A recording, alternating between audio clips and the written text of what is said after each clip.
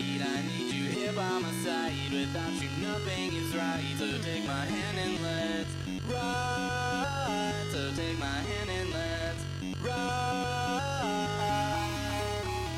It's getting late in the night. I need you here by my side. Without you nothing is right. So take my hand and let's ride. So take my hand and let's ride.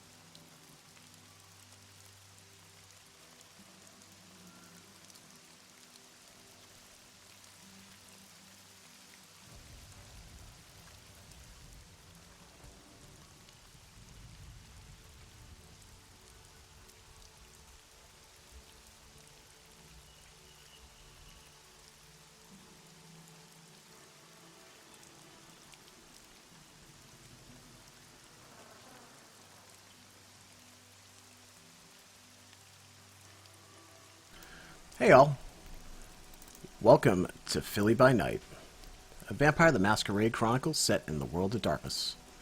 The World of Darkness is a roleplay-heavy, storytelling game from the Onyx Path and White Wolf Publishing. This is a weekly live broadcast featuring a few geeky broadcasters and voice actors who love role-playing.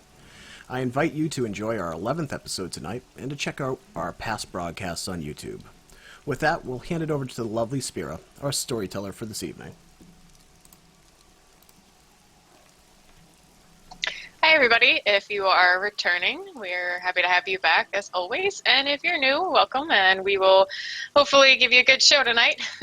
So just to cover up a couple things that happened last week with our gang, we had Deckard, who met the New York Nosferatu, and did not like them very much. He sent off his ghoul Ada, rather mysteriously, and he, along with Roland, found out the truth about Gideon and what he was doing in Boston before he moved to Philadelphia.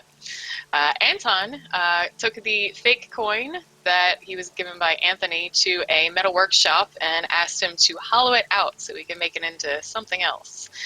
He met up with his soon-to-be ghoul Sheila, and gave her a bunch of occult books, asking her to study them, and to get him in contact with Nathaniel Thatcher, the man who gets her most of her occult books. Gideon got $300 from all of his nephews, but then also got a coke dealer out of jail and got $10,000 off of him, so we'll see where that goes. Connor was telling Jack everything that he's been finding out lately after his trip to New York. He has a lovely little Viking lady following him around, as well as a biker gang of Bruja, and he agreed for the Giovanni to go speak with Cassandra. Roland was getting a secure home for him and Clementine, and then speaking with the Nosferatu, finally got that information he'd been looking for about Gideon in Boston.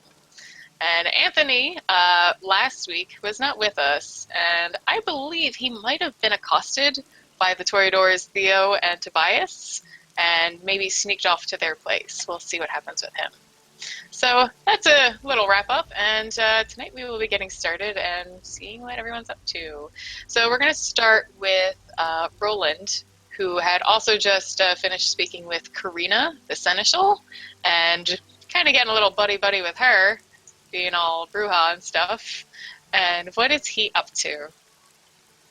I need to head back to the Warrens to go get Clementine.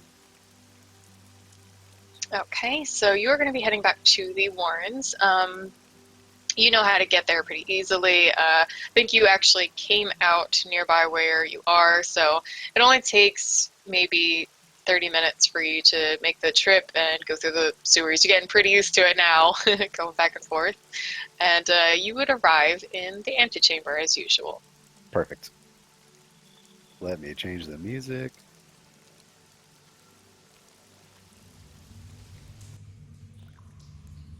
And who is in the antechamber? At the moment, you don't see anybody in the antechamber. Clementine usually go to Sunshine's area? Yes, she's usually hanging out with O'Connell in her little haven area. I will go over there then. Okay. So entering O'Connell's haven, you do see her. She's got like her feet up on her desk, and she's just like playing on her maxed out, iPad thing. It's got all the tricks and stuff and secrets in it, and she's just doing stuff on the screens, as you can see. Clementine is sitting with Merrick, who is doing kind of like, it looks like sign language with his hands. I don't remember much about Merrick. Does he not know how to speak? He is hard of hearing, so he can speak, but like he's like nearly deaf. So if you yell, he can kind of hear you, but a lot of times he actually uses sign language between him and O'Connell to speak instead. Okay, and it looks like he's doing that with Clementine? Yes, she's like sitting on an old mattress with him, and like she's sort of like trying to do what he's doing, and he's just like showing her a couple things. I'll let them be. I will go speak with O'Connell. So she sort of looks over his shoulder. Roland? O'Connell, I don't exactly have a phone, and I was wondering if you could send out a message for me. She furrows her eyebrows a little bit. Just, what did you want to send? I need a text message to go towards Connor, and I need another one sent to Gideon. I don't know who Connor is. Might take me a little while to find that, but Gideon should be easy enough. We've already been digging around about him. That would be perfect. If you could tell him, I don't know, something's. We know who you are and what you've done. Meet me. Actually, I need to talk to you about that as well. You can watch cameras, right? Yeah, we got a pretty good setup around the city. A street that has a lot of cameras that you can hack into to watch that and record it. Can you do that? She pauses and thinks for a little while and goes, Only because I think Benedict would like that as well, so sure. Tell him to meet me wherever the good spot is with plenty of cameras. Tell him to bring $1,000 and to come alone. Alright, anything else, Mr. Espionage? No, how's Clementine doing? She's fine. I think Merrick's trying to teach her the alphabet or something like that. Is Benedict around? I haven't seen him in a little while. Why? I usually ask him if he needs anything of me, and I'm about to leave, so I'm just wondering. she shrugs and pulls up some kind of like mini game on the pad and just starts like playing it. No, but I'll ask him when I see him. If you could tell, let's schedule the meeting for tomorrow night around 1 o'clock. What, with Benedict? Gideon? No, with okay, Gideon. right. With Gideon. That is it. All right, I'm just writing notes. Okay, so what do you want to do from there? You want to grab Clementine and get running, or? Yeah, I'll grab Clementine and we'll head back to the house. Okay.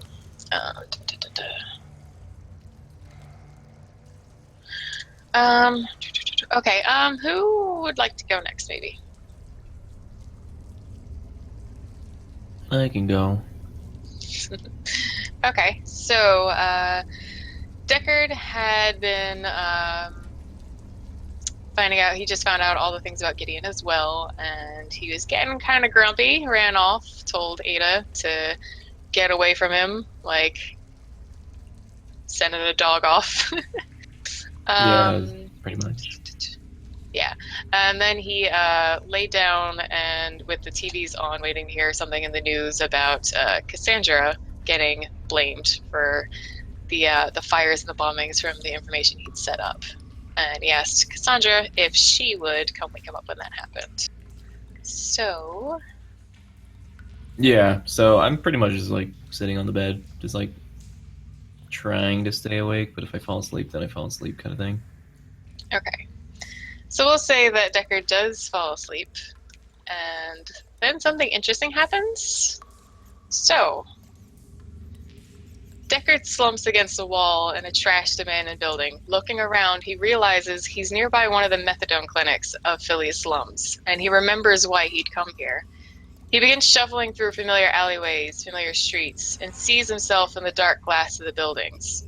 The face that stares back is no longer a bedraggled Nosferatu, but Roy Harvey, ex-private detective, as he looked after his last and final job. Roy brushes his hands through his full head of hair and staggers up a set of stairs he'd walked many times before until he comes to a door for apartment 613 of Sunnyside Hills. He knows upon opening the door who he'll find, his pregnant, cheating whore of a wife, Ada Greenfield. As he places his hand on the doorknob, the memories of how the poor German immigrant, already pregnant, had seduced her way into his life, before leaving him for the next poor sap that fell for her batting eyelashes. Roy forgoes the doorknob and breaks the door off its hinges with inhuman strength and charges into the bedroom where Ada and her unnamed lover cry with utter terror at the shambling horror in front of them. A mirror above the bed reveals the face of a seething, bloodthirsty monster, teeth and claws bared. The creature begins ripping into their flesh and gorging on their blood. Within moments, the couple are unrecognizable, a stillborn fetus ripped from the woman's nurturing womb, left discarded. Deckard, awash in blood, quickly escapes back to the sewers. Just another Friday night, really. So do I wake up? It's your character. I don't know how deep asleep I am. You were having a pretty fitful, rough dream, and it was only the middle of the night. It's not like during the day, so I would say, yeah, that would probably wake you up. Yeah, I'll wake up like abruptly, and if vampires could have cold sweat, he would probably have like a cold sweat. He'll kind of like rip his chest, like, yeah, and kind of, I guess, remember his past life. So Deckard remembers his past life now, fully. No more hidden little secret messages inside his brain. Yeah. I'll check the TV, I guess, and after that, I would probably go to O'Connell. Okay. So the TV looks like it's on like infomercials at this point in the night. It's getting closer to morning, so all the actual like good programs have pretty much gone off. So you're Is heading she over- still awake? Oh, O'Connell, yeah. I meant the TVs that were in your room. Yeah. So O'Connell, similar to, I'd say Roland had already left. So you would find her still just like at her computers doing whatever. Okay.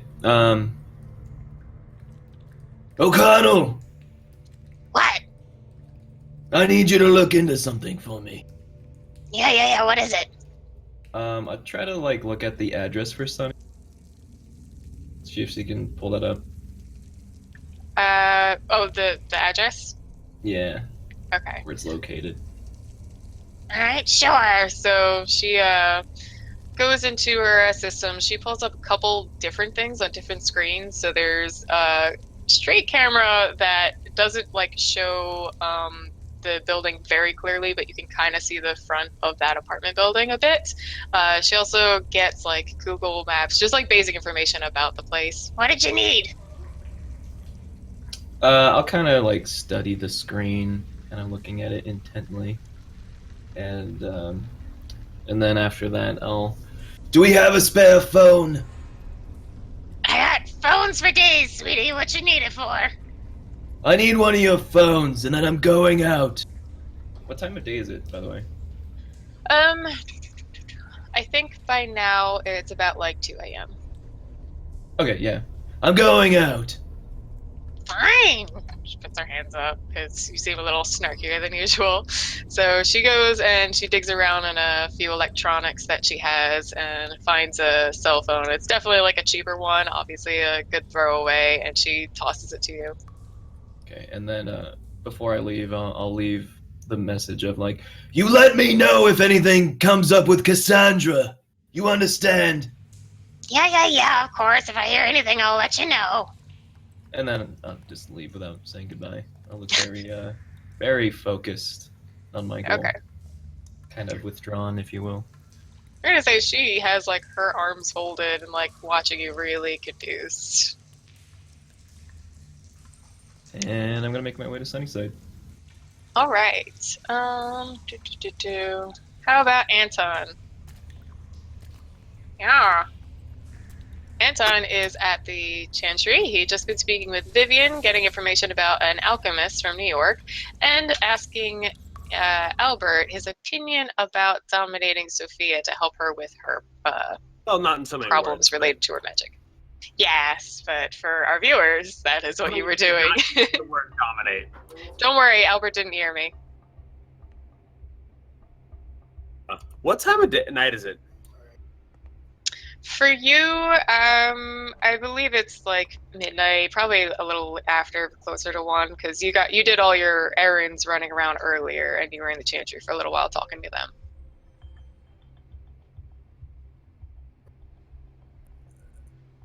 First thing I'm gonna do is I'm going to shoot Gideon a text. It's going to say, just because I have things to do with him. I'm going to shoot him a text and say, not urgent. Call me when you're free. I have a request. Okay. Do we want to say that Gideon responds now or follow up on that? Does Gideon see it? Yeah, Gideon would probably see it, but where is Gideon at this point? I would say this is about the same time I think everyone is at about the same time because you had all that fun to do at the police station and your other errands. You had to go to the train station to get into the lockers and stuff. Okay, so that was Friday. I thought we went into Saturday. This is still late Friday night. This is late Saturday. Okay, that's what I Mid thought. Saturday. Yeah. Okay, so I had just left the drug dealer's place with my bag of money. Yes. Yeah. And after talking to those kids. Failing to scare some kids. All right, so I get a text and it says, "Need to talk to you, not urgent. Want to ask you a favor?" Yeah. I'll reply, "Sure."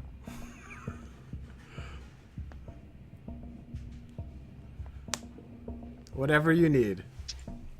What a riveting evening.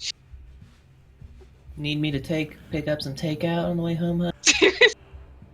Do you want to call him, Anton?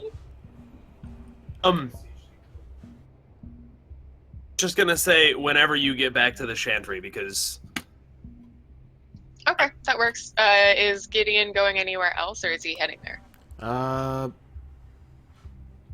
Gideon was thinking about going to feed, but it's probably not like late enough, right? It's middle of the night.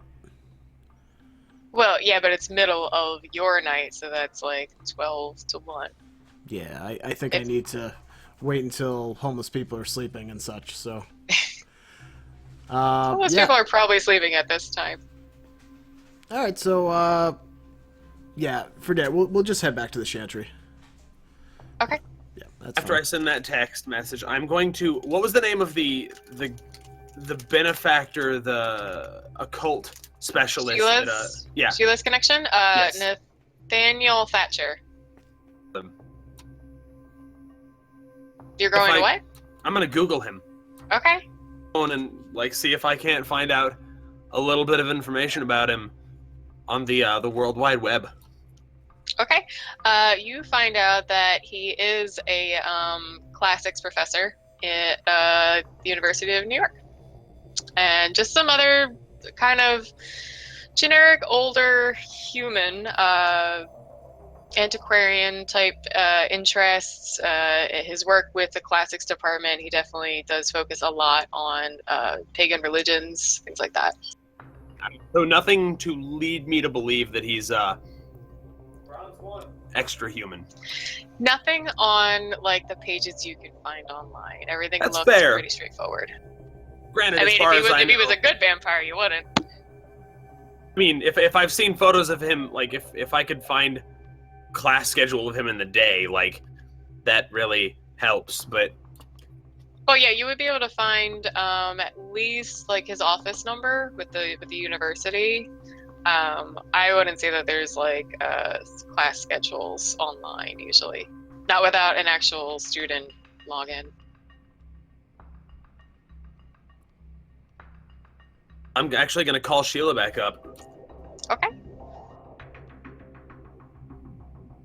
So you are calling Sheila, and it rings for a little bit, but she does eventually answer.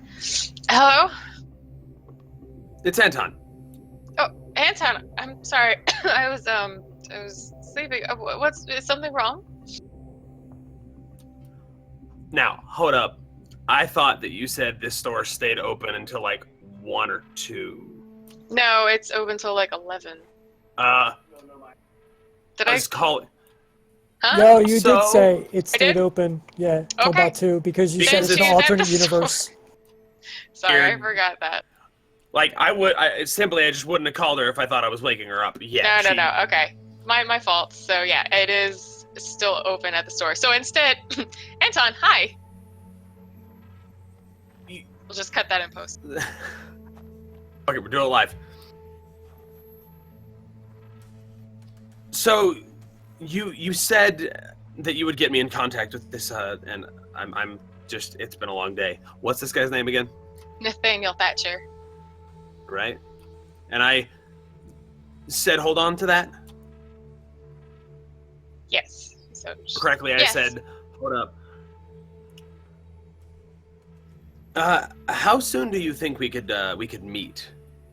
How often does he come down here to Philadelphia?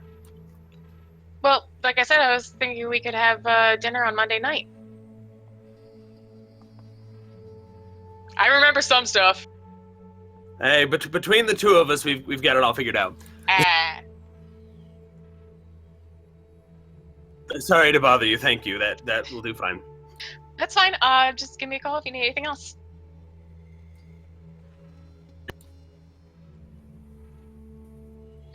Okay. So Gideon is heading back to the Chantry. I'd say from where you were, maybe 20 minutes at most if there's traffic. So just a little while. Anton would be able to make his phone call and go about any other business. All right, so am I just picking this up now? Yeah. All right, so I head back into the Chantry and to the... So how is this place set up, anyhow? What is mine and Anton's shared living space here? So when you walk in, there's a bit of a foyer, and then that leads to more of what the picture looks like. It's sort of a small den living area. There is like a small kitchen, even though it's not really used, just like maybe for the main use is like to get water for whatever rituals or anything they need water for. And then there's just like, a couple little hallways, smaller rooms, and there's a second floor which has 3 rooms and a bathroom. It's a pretty small house. Okay. So I walk into the foyer, walk past the den. Is anybody in there? The den still has Anton, Albert. I'm trying to remember. I think Vivian left because you wanted to talk to Albert privately. So it's just the 3 of you in the room now. All right, so I walk into the den carrying my big, bulky bag, and... Evening. Gideon. Anton. Albert. It was Albert, right? Not Vivian? Yeah, Albert is in the room, Okay. so he's sitting in his chair and he just nods at you. What is he doing? Is he like reading? Because that's probably what I'm doing. Yeah, he had a book. You could tell, like, he wasn't really reading if you looked at him. He was just staring at the pages. Oh, the mysterious Tremere. Yeah, all these secrets revealed to me. This is what you guys do all day, huh? Yes, lots and lots of reading. So, what is it you needed to discuss with me, Anton? And I look to Albert and, kind of a motion to Albert like, hey, is he included in this conversation? Albert looks not really surprised, but just like has a sort of epiphany moment because Anton had only said, I have a friend, and he had already met you, so now he goes, oh. Oh. Yep. Yes, and I probably wouldn't pick up on that. Yeah, if you could come back to my lab with me. Sure. Just going along, kind of confused. Anton is kind of the one guy that has backed me and that I am not wary of at this moment, so... All right, so go on. I head into the lab. And the silence is kind of in character. It's kind of a hard subject to broach. I have a request for you, and you don't have to agree to it. You were there. When you interacted with Connor, however many days ago. It's been a billion years. That but was it's been like a week. 4 days. Yes, about a week ago at Avery's house. When you did what it is you did with him. Sophia, you've met her.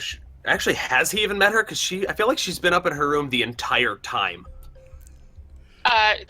She's been around a lot when you were in the Chantry, but I don't think he's seen her. No, because she got sent back up to her room after Aisling and you left. Go to your room. My... Albert's child is... This is awkward.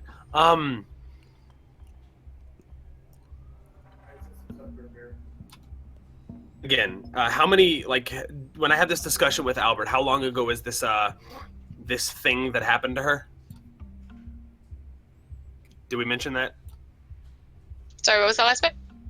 Ago, did Albert say this, the whole, like, spirit fuckery happened? I think he's... Oh, when it happened, not when he told you. When it happened, he didn't really clarify. Yeah, he was just explaining that this isn't how she used to be. And I would say you have enough perception to pick up that from how exhausted and annoyed about the situation, it's been a while. This isn't like something that happened like last summer. You've also been in the Chantry for a while, and you've always known Sophia to be more quiet. So I'd say you've been in the Chantry a few years, so easily a few years, if not longer. You know at least that much. Fine, I'll get out and say it. I was wondering if you could help a member of the Tremere that I don't believe you've met. Have you met Sophia? I'm not aware of a Sophia, Anton.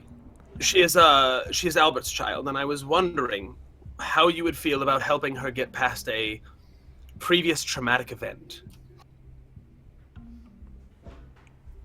I'm not sure what you're asking me, Anton.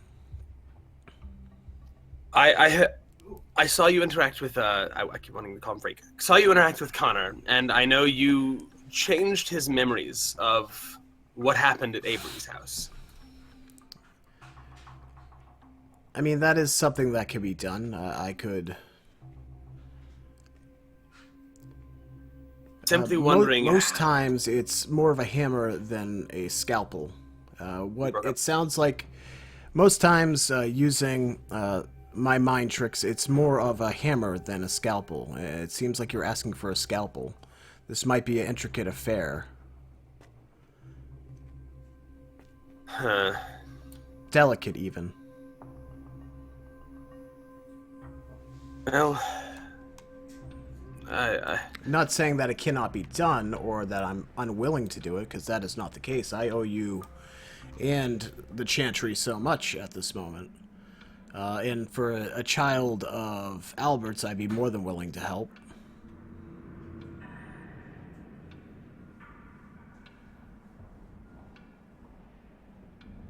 If you don't think you could do it, I don't know. It dawned on me. I thought it might be a good idea, but if you don't think it would work, I'm not saying it wouldn't work. I'm saying that there's a lot of contingencies and other things that can come along with this. It'd be a very intricate thing. It would take a lot of effort on my part. Anything I could do to help with this?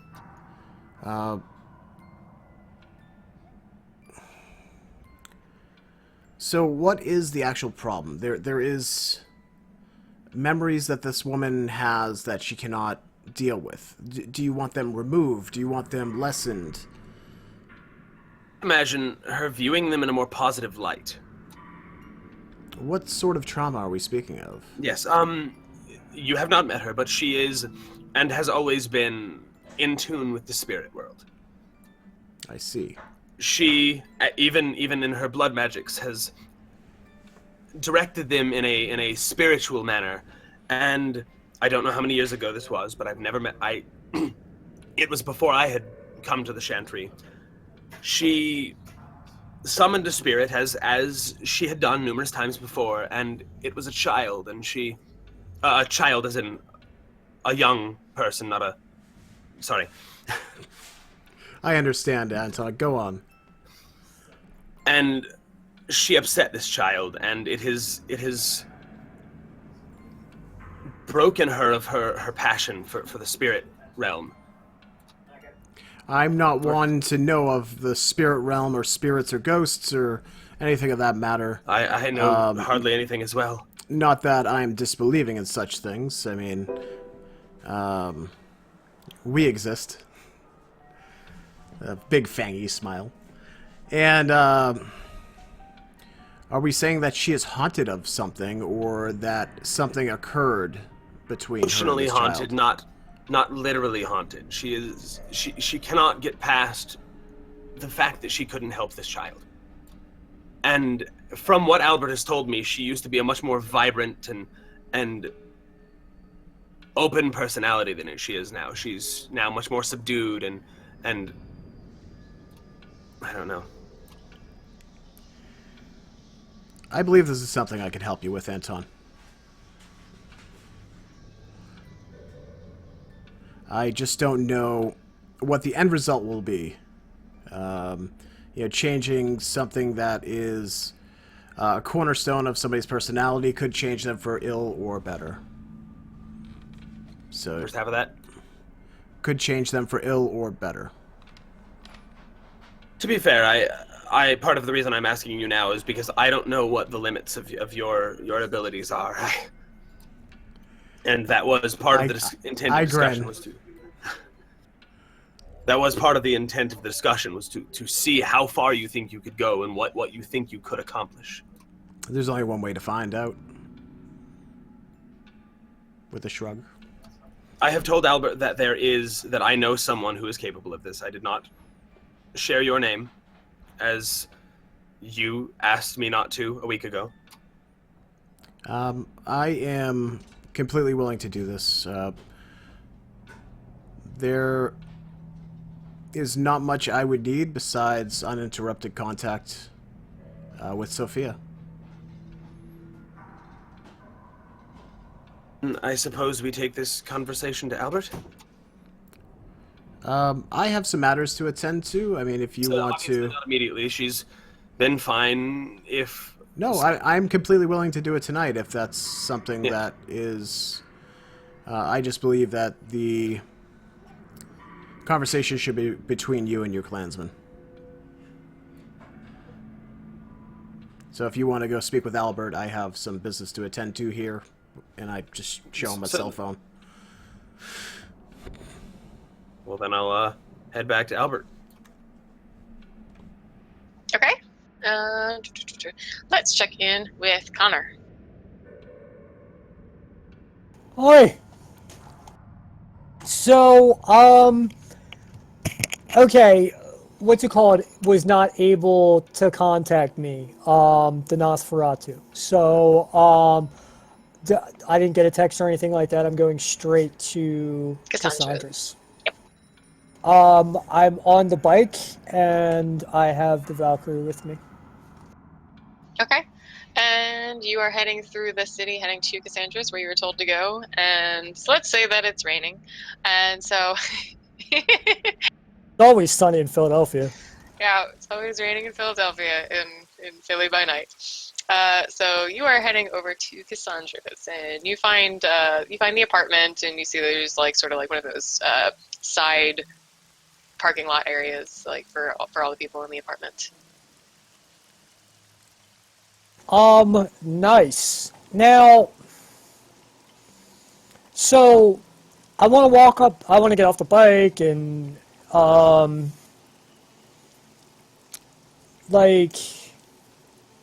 guess I want to walk up to the, what floor is it on? Is it? I think she is on the 3rd floor. I think I did actually say that. Alright. Can I see into her windows? Does she have lights on and shit? I would say from the outside, if you know roundabout what you see, that there's a few apartments with still some lights on. And just as a note, Astra gets off of the bike as well. She is soaked from the rain, just like wet dog, and just does not look like she cares at all. Well, Connor doesn't like it. I forgot that it's always raining. I'm gonna sell my motorcycle. So, alright, yeah, so how many entrances does it? Actually, I want to use my investigation skills and my from my private eye days, and I want to case the joint. I'm gonna case the joint. All right. Give me a little more specific on your first action, what you're gonna do first, where you're kind of thinking about what entrance or direction you want to go. Can I walk around the block? Sure. I mean, you can do that without any rolling. I just want to know you could just explain to me what you're going to do, and then I'll let you know if I need you to roll anything. What I'd like to do is I'd like to use investigation and perception and see about alternate entrances, try to kind of get the best idea of the floor plan and the layout of the place just from the exterior. Also want to check for security, like want to use investigation and security to look at like as far as alarms go. Would also like to use investigation, perception, occult, whatever is the best for maybe magical securities. Okay. All right. So let me have you roll just regular perception and investigation against 6, and then I will give you full details. Perception and investigation? Yes.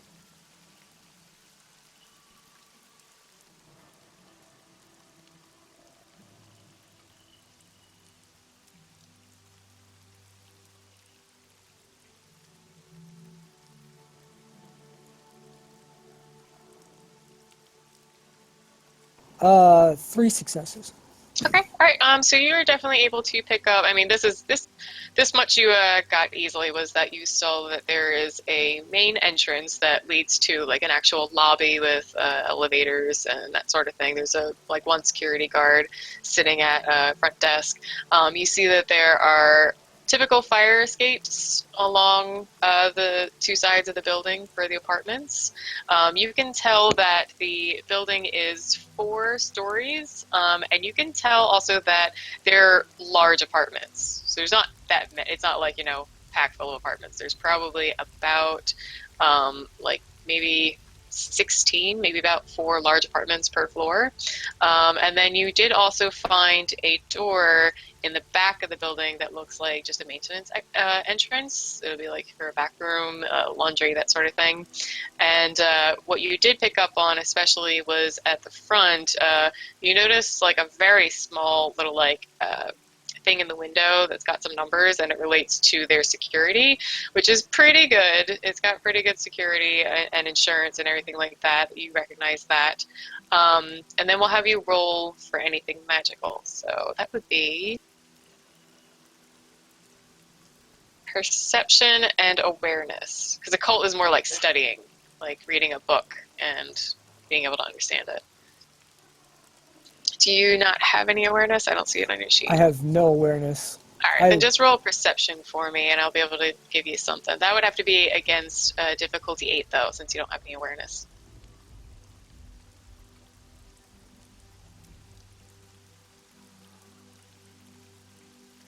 Hold on. Not bad.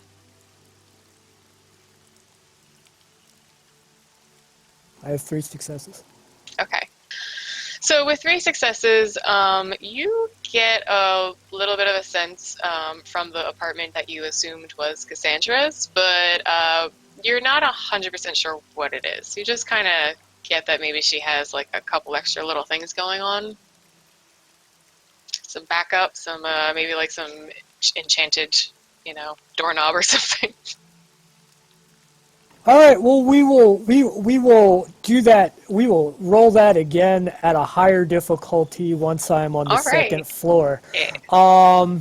For right now, it looks like the back door, the maintenance entrance, is probably the direction that I want to go. Oh, did I notice any security cameras in the lobby? Check it. You didn't say that. Did you go in, or did you just stay outside? No, we were outside. Yeah. Okay. From outside, you maybe notice like a couple more obvious ones, at least. Like the ones like in a corner. Like there's like kind of looked like maybe 4. They're just like facing every direction, so each corner's covered. All right. No problem. What I want to do is want to go to the back maintenance entrance. Okay. And see about opening that door. Okay. That will be dexterity, and you don't have any larceny either?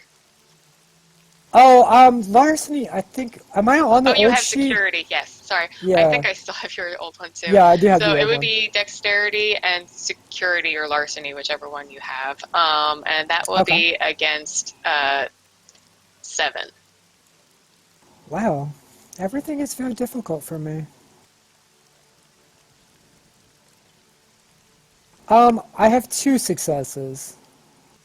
Okay. Well, yeah, I mean, you're trying to break and enter a public place. Okay. So 2 successes. I say you got in. You got in fine. I don't think anyone heard you.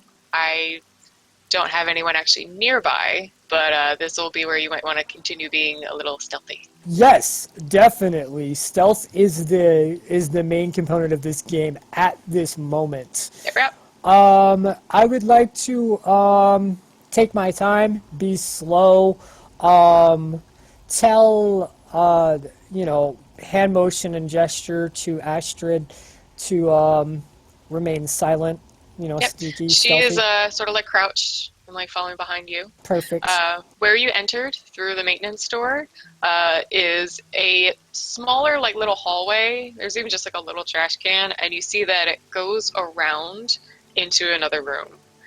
And if you do go around, like peek around, you see that it's a very large laundry room. It's more of an industrial one, not like the people in the apartments are actually going down there doing their own laundry. They have people to do it for them. So it's a large laundry room, tables, bunch of industrial sized washers and dryers.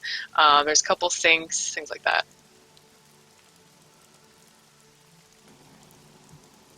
Is there a broom? There is a closet. Like to open that Okay. closet And in quietly? the closet, you see a large amount of various janitorial supplies, including brooms. Let me know if there's anything else you want to see. I would like to break the broom and to about half and have a steak. Yay! All right. So you have a steak from a broom. Let me just. You got decent strength, but let me just have you roll strength against 4. Wouldn't be too hard to do. I just want to see. It's a little bit wet. Just strength by itself? Yeah. I don't think you have athletics or brawl is more for fighting.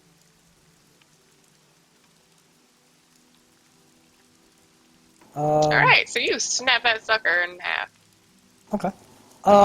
Yeah, it's basically quarter is what I'm looking for, so it's smaller and easily concealable. In fact, I would like to slide it up my jacket sleeve. Okay. To conceal it. Astrid is watching what you're doing and just nods very excitedly. Yes. Yeah, I'm not gonna physically harm her. I'm just gonna mentally scar her with staking her. So I would like to. This is great. I totally forgot how this ends. I'm doing so good right now. I'm doing so good. I'm so excited. Let me sneak up to the 2nd floor now. Okay. Actually, let's have a slightly early break. We can even come back to you, but we want to be able to get Silver in, and I can use a little break myself.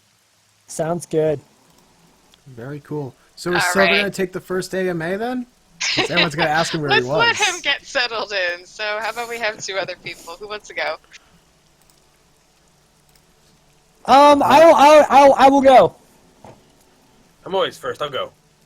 Yeah, Wow. Tsubani's always first. Yeah. Wow. We can't break tradition. All right, break time, and we can have a longer AMAs this time because I don't have much prepared for you guys. I'm winging it as much as you are. Hello, Hi. Silver. Spirit Fortune, Best Fortune. What's up, Silver? He's not in here yet. I see him on. He I see him just- on the thing. He just got in. He's muted. Now he can talk. Hello! Look at that beautiful man. How are you? Hi, hello everyone. I did not have access to my phone for a very long period of time, so apologies on not notifying you that I would be late. It's exactly what they said you say. So how is things Break time. with people and stuff? Pretty Also, pretty good. Freak, in the closet with Broom, are you sure you didn't find a me? I did find a ring. I did find a ring. I don't know whose ring it is, but it looks like some form of male wedding band in the closet. I don't know why it was there, but yeah, I found it. Alright, so who's on our AMAs this time up? Everybody. Alright, that's not true. Rev's gone. Okay, so it's Zabani and Freak Show, and a little bit of Silver Tongue. Yeah. Everyone wants a little bit of tongue. Whoa! Oh, gosh. I mean, Aw, who doesn't like a little tongue every now? It's something I learned in France. That was good. That was really good. I'll be right back, guys. Ask these guys anything. Yes. How much tongue, though? Much tongue. Just the tip. That's fair. That's entirely fair.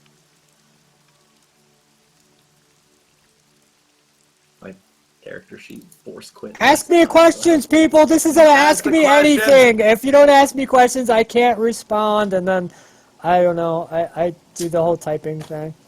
Yeah. Oh my God, Houston. I would not want to live in Houston. It's very congested there. And muggy. So what's up with this game, dog? Who knows the score? 7-1 or something? Anton, Gideon, and Anthony are winning. Oh, go Wait, a Team game? Gideon! Got him. Yo, how the fuck am I doing tonight, man? I'm doing alright. Shit's about ready to go down. That's fucking swell. Oh, really? Yeah, I'm going to jail. You're going to jail. Yeah. Why are you going to jail? I've been set up. Set up. Seems like there's a lot of people getting set up. Yeah, everybody That's like gets the set up. That's the theme of this, of Philly by Night, I feel. Yeah, well, you know what? You don't People kill getting somebody set up. outright. You set them up. That's what you do. You make them die a final death in jail because the sun enters the jail cell. I was Right? thinking about that. Hey man, just don't drop the soap when you're. I mean, unless you want to drop the soap. Yeah, I'm not judging any pizzas. Pizzas for days. It's still. So is Connor gonna shank a bitch? Who's AMA? Oh. I mean, Everybody was. no. Yes, maybe. I don't know. It depends, dude. That bitch better not get lippy, dude, because I seen that bitch get hit in the face with a crowbar. No, Oh, wait, that was the May. other one. Yeah, That I was the burned other her. one. I burned. Yeah, that was fuck the it. one that got burned alive. Oh, okay. Well, Don't fuck with burned Chard. dead. Okay, that's cool. Wait, My is it? Chrome is just not showing up. Whose AMA is it right now? Kind of me, Mine. Freak, and maybe Silver also possibly? Okay, then I'll Wait, ask all of you what? guys. Hello, me. Yeah, What? we volunteered you for the first one, but Well, I'll I ask all can't three of seem you. to see. If Anthony had a Google theme Chrome. song, what would it be? Yeah, so that question goes out to all of you guys. Apparently, I'm gonna ask Google every Chrome single is person. hidden somewhere in my desktop, minimized to all hell. So if Connor, Anton, and Anthony had a theme song, what would it be? Connor, Anton, and Anthony had a theme song. Not together. It'd Like, be not a individual. single Oh. theme And I song, like- individual yeah, yeah. theme songs. I want Freak Uh, to answer for Connor, Zabani to answer for Anton, and Silver to answer for Anthony. I feel like Connor's would be like Dropkick Murphys or some shit. But he's not even actually it. Irish. It would It have is to be. my heritage. Yeah, it would have to be. Or maybe something nice by Flogging Molly. Hey, that's a good band too. Like Salty Dog. Yeah. I'm gonna ask everyone on their AMAs, so Revolver, start let thinking me about think. that. Zabani's is probably like Mozart or some shit. I mean, that's Real exactly what I classy. was thinking. She blinded me by science or some weird thing. She blinded me. No, with science. I was definitely already thinking like Mozart or Beethoven. I'm not sure which song. But that's the direction you're headed. Was it Moonlight something? What is it called? Sonata? Yeah. You're more like a Moonlight Sonata. God, is Flash Flash Revolution still a game? Can you play that online? I used to play that game so much. we should stream Flash Flash Revolution. No, okay, if we're going to be streaming Flash games, we need to stream like Super Smash Flash. Ooh, good times, killing time in like the middle of class and stuff. For Dude. sure. Flash Revolution was like my later high school years, and then there was the Flight of the Bumblebee. I remember that song was so hard. What happened to Spirit's video? Uh-oh. She said something about fuck clarity. It was really mean. Yeah. I know. The internet, like, She said Gideon died and Karmic Roland justice. burned up Philadelphia. Everyone always Actually, tries. I think she said she was And- going to clarities, and the word fuck. I don't know. I'm confused. Don't tell Koznark. Oh, he's not in chat. It's cool. Oh, okay, cool.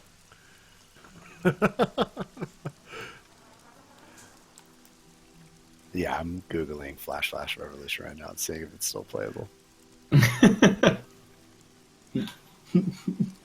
Yep, there it is. Oh, by the way, you have to Guys, fix my I camera. found Spira You found her? Where Nice. was she? up at the top of the screen. Oh, nice. Oh, dude, I think you can make your own games now for Flash and drop it in, and other people will play it. Freak, I see your cat. It's a lovely cat. Her name is Bella because she's beautiful. She's so pretty. That's my She kitty is kitty. very She pretty. she looks so judgmental. This used to Oh, be she's a, the most evil cat. She's the most. Wait, want to watch her scratch me? this used Oh, to be a jeez. Doge scream. This used to be a Doge This is scream. gonna be a gore stream now. What happened? This used to be a Doji scream. Doge. Doge. We have Rev's wiener. We have. Freaks pussy. I mean,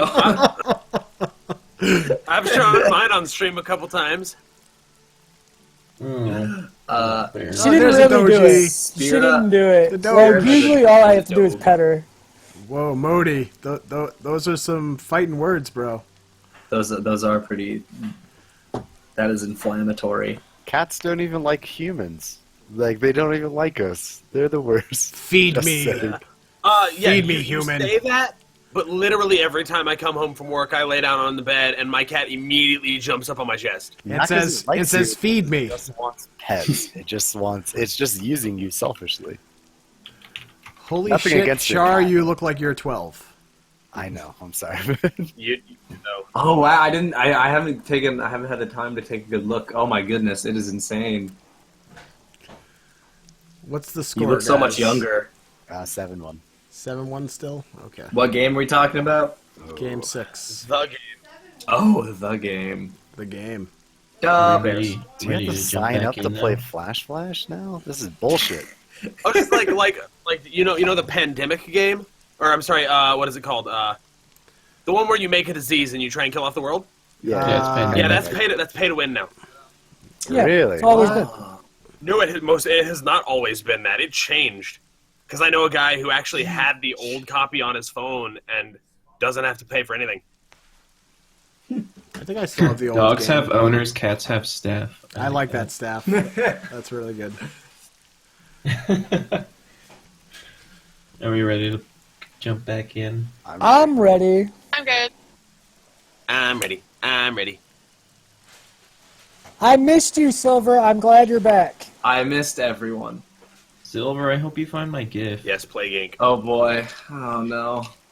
Well, in this case, I do not have out of character knowledge of what that gift is, because I did not have time to watch the VOD. It's So okay. this should be No one interesting. knows what the gift is. Yep, Except Oh. just me. Just me and Revolver. Oh boy. I should be Should help you afraid, out. shouldn't I? You just need to hide at the Chantry forever now. So my idea, and you can change whatever you like, but since Anthony was gone last week and he was supposed to go to the Chantry, I was gonna Mhm. say you ran into Theo and Tobias and they dragged you back to their place. Oh, okay, no, that's fine. You sure it wasn't the Geos that dragged you back to their place? Yeah, the Geos. That's what I was just thinking. Yeah. Geos. some fan fiction might have happened. Oh, the Giovanni. I thought you liked the initials G-O. Calm down, boys. Thanks to the Hey, originals. you know I'm thirsty. I know that. All right, y'all, let's play this shit. Oh, right. I'm actually pretty excited to see a little more of Connor. So am I. let's, so let's say Connor was heading up to, it's actually the third floor she was on. Okay. So as you exit the maintenance room, you see the hallway that it's sort of like a cross, because it's like 4 large apartments. So you see that there is 2 hallways, and if you head along the one towards the front entrance. That'll be where the elevator is to take you to the different floors. Am I... wait, now, do I need that elevator to get to her apartment? No, but the stairs that are also to the floors other than the elevator are also in that area. Yeah, I would like to take the stairs, if at all possible. In fact, while I'm in this stairwell, can I try to attempt to do something? Sure, you just need to tell me what it is. I want to make sure, well, first and foremost, I want to enter the stairwell and make sure that there's no one there. You want to make sure there's no one else on the stairs? In the stairwell, yeah. Okay, yeah, no, it's a very wide set of stairs, so you can see up, even up to the, where it heads up from the second floor up to the third. Okay, and there's no one there. No, you don't see Good. anybody. In fact, what I would like to do is, I would like to use one of my vampiric abilities. Oh. I would like to, access the web of shadows. Okay. And I would like to see if I get any feelings or impressions, maybe a little bit more knowledge. Actually, I want to be on the third floor when I do this, so I'm a little bit closer to the traps. And also, I remember when I contacted Avery through the same means that I got images and, like, ideas of, like, what to do or precautionary Well, that was him things. using it, sending you stuff. Okay, I would Hold on. So it was him sending you the images, telling you where to go, because he's a lot older. He has a better understanding of how to use it. But I would take a roll to maybe give you some certain feelings. So give me 1 second.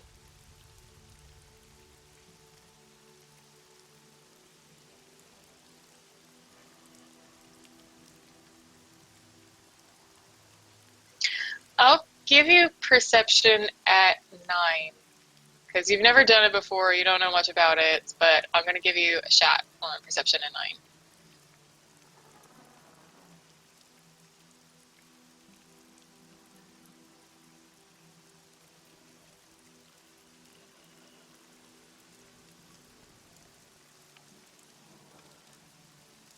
I can't use Dimension or occult with this, like perception plus maybe Dimension. No, occult, the way where it is on this, occult is like you got an occultic book and you wanted to use investigation and occult to understand it and break down the rituals. If you want to use dementation, your abilities are. It's only 1 dot. Yeah. I'm only asking for 1 dice. Yeah. So, well, no, because that's 1 dice for the ability passion. It's a different ability. Well, no, I don't want to use that. I mean, okay, perception. I got it. There aren't really any rules for the Madness Network, so I am deciding that's how it works for now. Sounds good to me. Okay. I did not succeed in using this. That's a botch, right? So you actually got a botch, and Okay. what happens while you're on the stairs trying to tap into the network to get any insight is you get like at least 5 different voices talking to you, and none of it's the information you're looking for. It is all kinds of other crazy nonsense that just actually throws you off for a little while. You don't know what to do with it. Is just out of character for a moment. Is there any certain way that you want me to play this out, or do you just want me to be like it happened? Because it's a blotch. I don't mind doing like being. Yeah, I would say you were overcome by the sound of these voices. You're trying to listen to what they're actually saying and if it's anything pertinent, but I'm saying as a fact, like, you're not going to be getting anything out of it. It's just like a lot of noise and stuff all at once. So is there any way that you want me to roleplay that, or do you just want me to say it happened, or? It's up to you, sweetie. You go ahead and roleplay it, or if you just want to... I don't know how to roleplay that. Like, I mean, I could get confused, but that'll just take time. I don't know. Okay, so, act it out for a second, because Astrid's still with you, and I would say she's going to, be like, what? What? There it is. It's everywhere. It's over there. It's over there. It's over there. Oh shit, it's everywhere. Astrid, do you hear it? Astrid is still crouched, even though she doesn't need to be because you're in a public space, but she thinks this is still, James Bond shit. So she just looks up at you and goes, what are you hearing? I hear them talking. They're telling me their stories, about the things, but not about the things. You don't hear the whispers. So Astrid sort of grabs your shoulders and shakes you. No. Get out of there. Get out of there. Let's go. Sorry, I wish that could have been cooler, because I love blotching. It's alright. That's the whatever. shittiest thing for me to blotch, but I don't know, it's a super hard roll. Blotches are sometimes hard to apply in Vampire. I'm like, you were trying to listen to someone from the other room. Your ear explodes. I don't know. Yeah, my ear fell off. Holy shit. Did that. So I would like to open the door and go into the floor that Cassandra resides on. Okay, well, it's just stairs up into the hallway. So now you're on the 3rd floor, and you know which apartment room is hers. Yeah, I would like to go to her door. Okay. I would like to use again yet another vampiric skill, because I'm a vampire.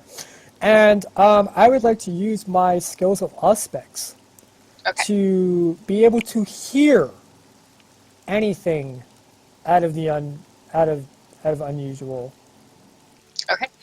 So you were by the door, and Astrid, still crouched low, just behind you, is waiting as if she's kind of a guard dog, waiting for you to tell her what to do or what she should do next. And as you're listening, you just hear television, and not really anything too specific, but it does sound like there might be someone in that room. Just that light noise of clothes rustling or feet moving. You can hear someone in the room that the door would open to. And 1, 2, 3, 4, 5. So I believe I had a 5 dice roll at the difficulty of 8 to perform to check for traps. I told you I would like to do that again on the 3rd floor. Oh, for anything magical or occult? Yeah. Yes. So yeah, that would be at 9 now. Okay.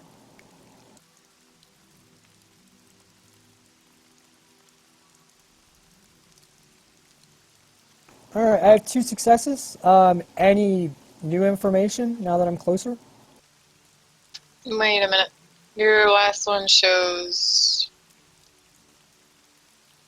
Oh, that's right. I scrolled up. Okay. That's a blotch then, correct? No. That's... Yep, that's another... Wow, all right. Double botch in a row. There we This is go. what you've been waiting for. Yes! It's All right. difficulty 9 is kind of hard to do, isn't it? It is, sure. it is. Well, I Because mean, you got a 7 and Deckard an 8. could do it. I mean, yeah, Deckard can do it. He ripped down a vault door.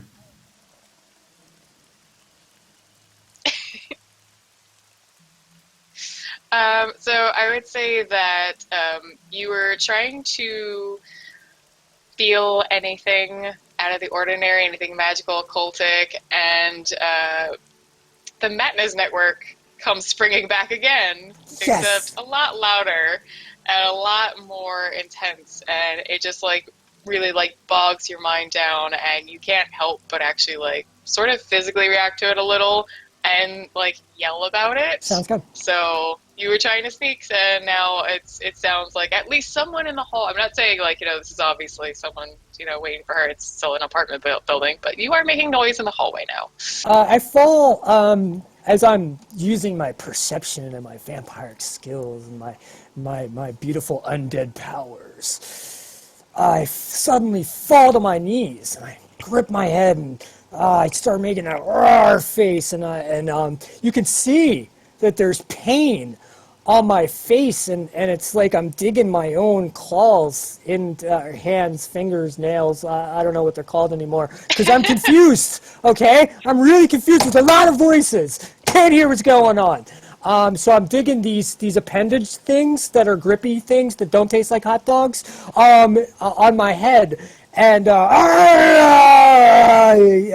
I start screaming out a little bit. But I'm also trying to remember to be quiet, so It's a loud noise, but it's not like the loudest noise that I can humanly make. Because I can control the weather and I have voice amplification skills. And I'm not using them currently because I blotched my roll.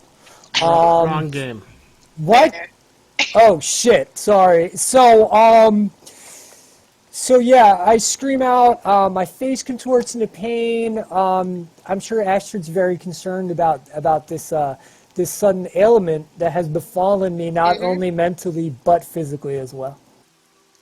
All right, I think that's a good spot, and we will check in with Roland, who was leaving the warrants. It's a little earlier than that point in the time, but everyone's about same sort of time of the night. I thought it was a lot later, so it's still kind of early-ish.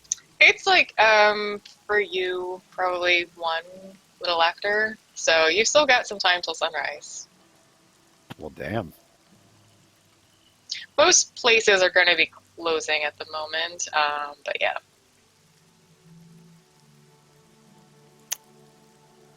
Well, yeah, I wasn't really. I mean, I guess I kind of know where Connor lives. I remember when Sunshine gave us a note that had his address. I guess I will go there. Okay. You get to meet some more Bruja! with Clementine. Oh, dang, he does get to meet Bruja. Yeah. Fun. See, I don't need to write anything. I'm just going to show up every Tuesday. You guys do this. Alright, so, Roland is going to be... And you got Clementine and Cho now, right? Yeah, I feel like this is a pretty safe place. Okay. Yeah, so So I'll you take over. off for the asylum, the abandoned asylum. Time-wise, you might take another half hour to get there, unless you... Are you walking, or are you going to try to get like a cab or something? I mean, do I have money for a cab? I think you have like walking around money on you at the moment. I mean, yeah, according to my character sheet, I got walking around money, but... Yeah. No, so like, I think from the last time you asked, like, if you had stuff on you did, because you bought a couple things. Yeah, the only thing I've bought is like an axe and a hatchet. And Yeah, you're good. But you can take a cab because it's not even a very far travel. It would be 20 to 30 minutes by cab or like a couple hours walking. Yeah, I'll do that. I need to get a phone so I can take that fancy Uber. Yeah. All right. So I would say you probably have the cab take you most of the way, and just have them like park like a couple streets away from where the actual building is, so you can walk there a bit more casually. So you head that way, and I believe O'Connell like explained that like you had to go down to the basement. I'm not sure. I don't think she did. No? Okay. So let's have you maybe like roll like a perception thing to see about how you can figure out how best to get in there. Give me a second.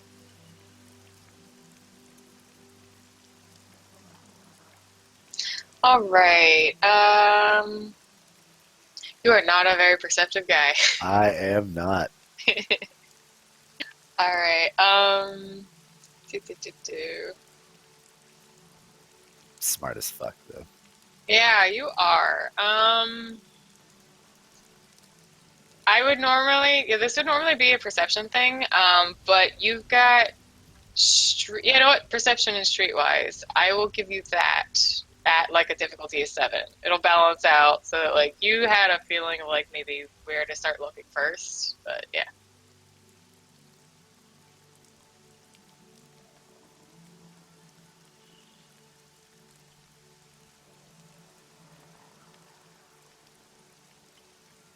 There you go. Okay. So you decide to enter the asylum. You just kind of went and you saw that it is like proper abandoned. You can't really see any cars or hear any people or anything like that. So as you get in, and I would say because you had a decent perception and streetwise roll that you do hear voices that sound like they're coming from like further down on the building. There's like some clanging and stuff, and it sounds pretty quiet upstairs. I will head downstairs, and I won't try and be sneaky. Like I don't want them. Like I don't want to try. I'm just going to walk in yeah. Not that I own Okay. the place, but that I'm not trying to be an asshole. Okay. Clementine is clinging pretty hard onto your arm. The asylum is pretty spooky. She's never been any place like this, like except the one like kitty haunted house she went to growing up. So this is all a little spooky for her, and she's just like not sure what to do. She's looking around, like looking over her shoulder, feeling like maybe there's ghosts or something. We can have a quick, And quick little chat before we walk in. Yo, I've been to this place. This place is fucking spooky, bro. This place is fucking spooky. I heard there's a screaming pan inside. Dude, it's true!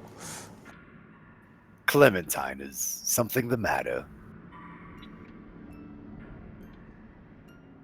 Sorry, just clear my throat.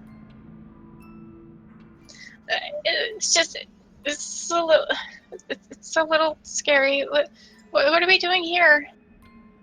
Well, one of my friends, I believe, lives here, and we need to have a conversation with him for a little bit. So she stares up at you with big brown puppy dog eyes. Just, are we safe? Clementine, what did I tell us? We are the ones underneath the beds that scare other people. There's nothing for us to ever fear. That actually makes her giggle a little bit because she liked that conversation you had earlier. So she's okay, all right. Yeah, you'll protect me, right? Clementine, for the rest of your life, or for the rest of mine, I will always protect you. All right, so she seems Aw. a little more calm. Yes, good. She seems a little more calm. So she follows you. A little more. She's still holding onto your arm, but like just a little more relaxed. And as you continue downwards, you start hearing kind of like more noises, a little more raucous, and you hear like one guy kind of. It sounds a little bit like one guy screaming at a few other guys. Okay. Can I make out any of the words, or? Yeah, it just sounds like one guy is like sounds a little more crazed. It's like, no, put that down. What are you doing? Why do you move? Why are you moving now? Why are you throwing what are you doing? And there's a couple like more burly sounding guys, just like, oh come on, man, we're just having fun with you. I will piggyback Clementine so that she's close enough that I can protect her and walk in there freely. Well, like over your shoulders. Not over my shoulder, but like piggyback, so like her head Piggyback, would be okay, over got it. my shoulder. Alright. But yeah, Yeah, so she's got a good grip around you and like has that like little like peeking around your shoulder thing, like there we go. excited but confused. Perfect. Okay. So as you head forward more, you do see two big, broad wooden doors that are open inwards into an absolutely messy room. It looks like smaller than a warehouse, but just a large room that's been filled with bookshelves and lots of furniture. It's all like toppled in weird places. Books are everywhere. It's just an absolute mess. And you see a group of what looks somewhat stereotypically like a biker gang, and one other guy who's wearing more of like, like a nice blazer and scarf, and he's just sort of like chasing these guys around, trying to get them to like stop like messing with his stuff. So I'm like in the room. You're in the hallway that leads up to the doors, but you can easily see this because the doors are like they're really large doors and they're open inward into the thing. All right, I'll walk up to the door and knock on it, even though it's open, just to announce that I'm here. Okay, so the more brutish biker guys look over at you, and just the one in particular goes, "Who the fuck are you?" My name is Roland, and who are you? Gerard. You friends with this guy? And he points at the Alcavian running around like crazy. Him, no, but Connor, yes. Do you know him? Connor? Oh yeah, no, that's why we're here. He ain't here at the moment though. Why? Well, I'm here to have a chat with him. Do you know when he might be back? One sec.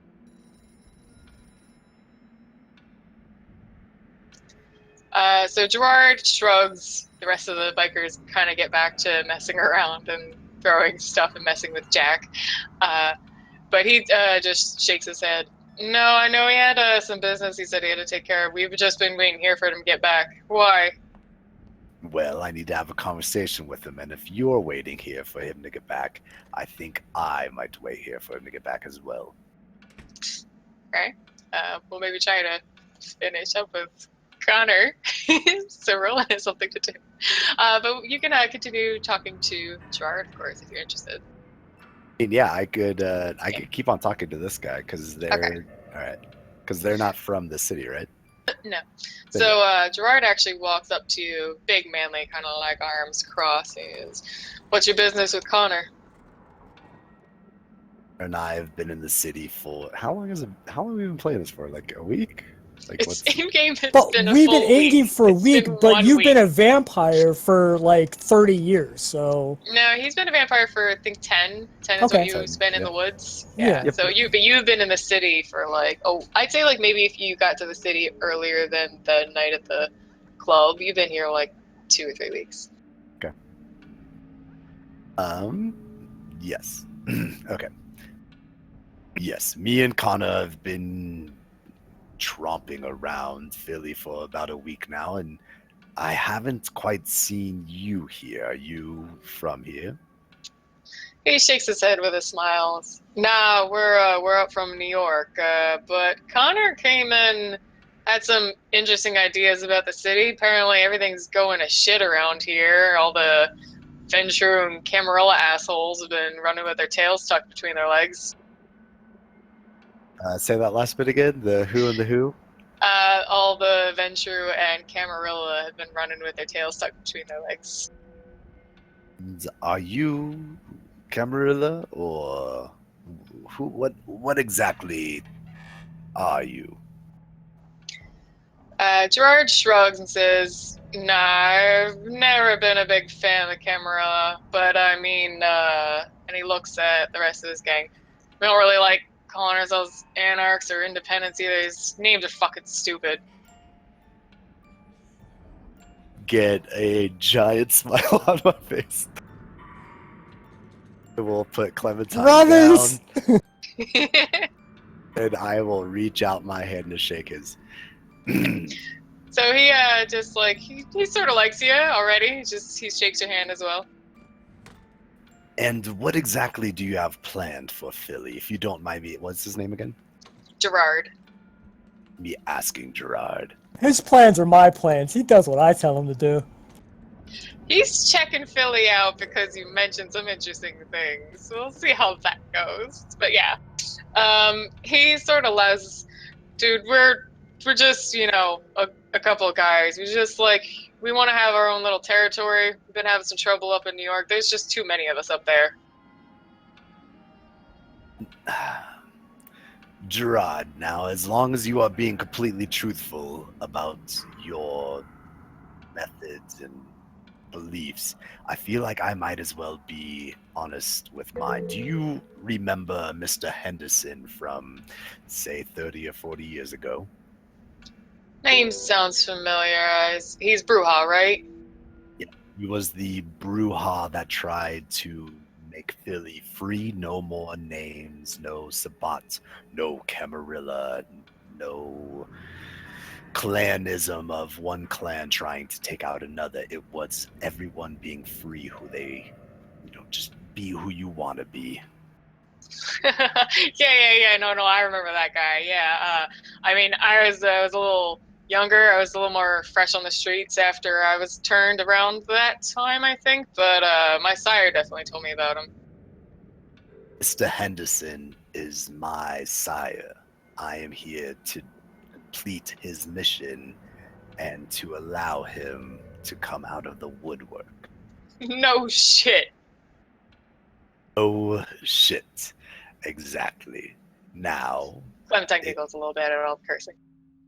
it seems like me and you have the same ideas. Yeah, I mean, I definitely like what I heard about Mr. Henderson. And his boys are still sort of running around and being goofballs.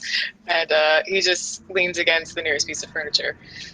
So, is there something more you can tell me about you and Mr. Henderson, what you're doing in the city? Well, so far I've taken out one of the what was May a high-ranking member of the She was a Camarilla? Frimigan. Yes, okay. So far, I've already firebombed one Primogen. Next is to make it so we can plant Connor as a prince to be able to make sure Philly is the city that we want it to be. Gerard laughs kind of hard. Connor as prince? I mean, I've heard of Malkavians making prince before, but it ain't common.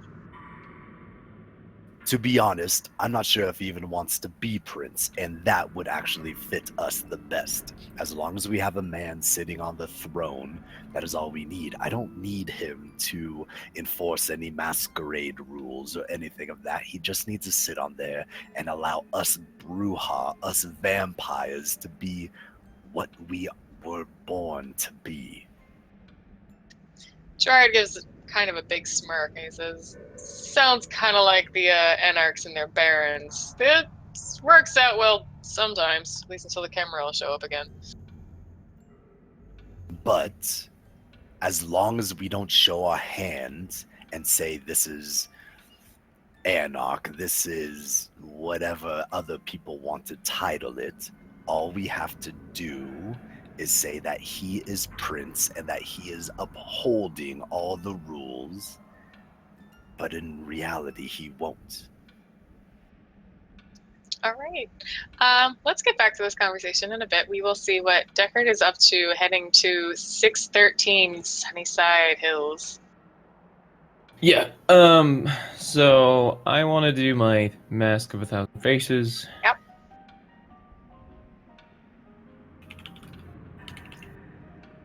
I got 4 successes. Yes, so you can do everything kind of short of changing gender. Right. I want to look like my past self, Roy Deckard. Or Roy Harvey. Roy Deckard. Roy Deckard Harvey. Yes, I'm going to be Roy Harvey. Roy Harvey. He has auburn hair, almost on the red side, very light red, light brownish color. And he has very defined cheeks due to the drugs he used to take.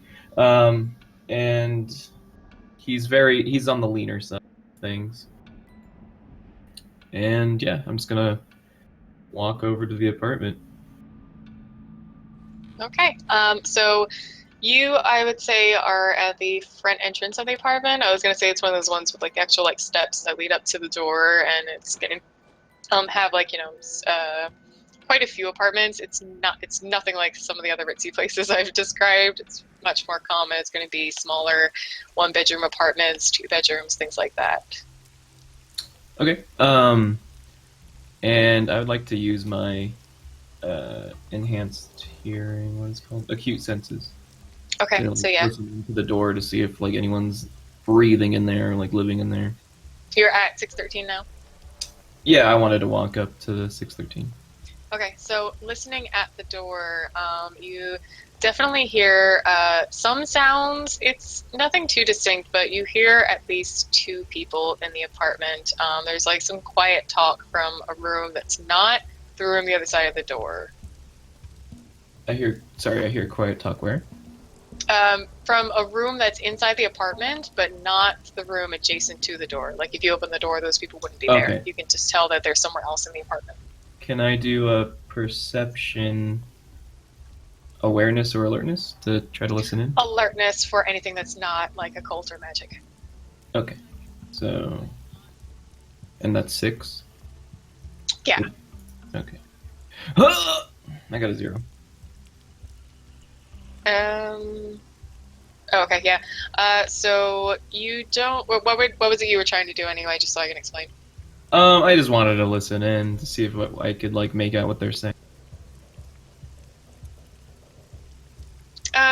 With your acute sense, I will give you just that. Like, it's not very clear, but it sounds like just normal conversation, kind of like a little bit about their day, and like you hear something like, "You're gonna go to the store tomorrow." Okay. So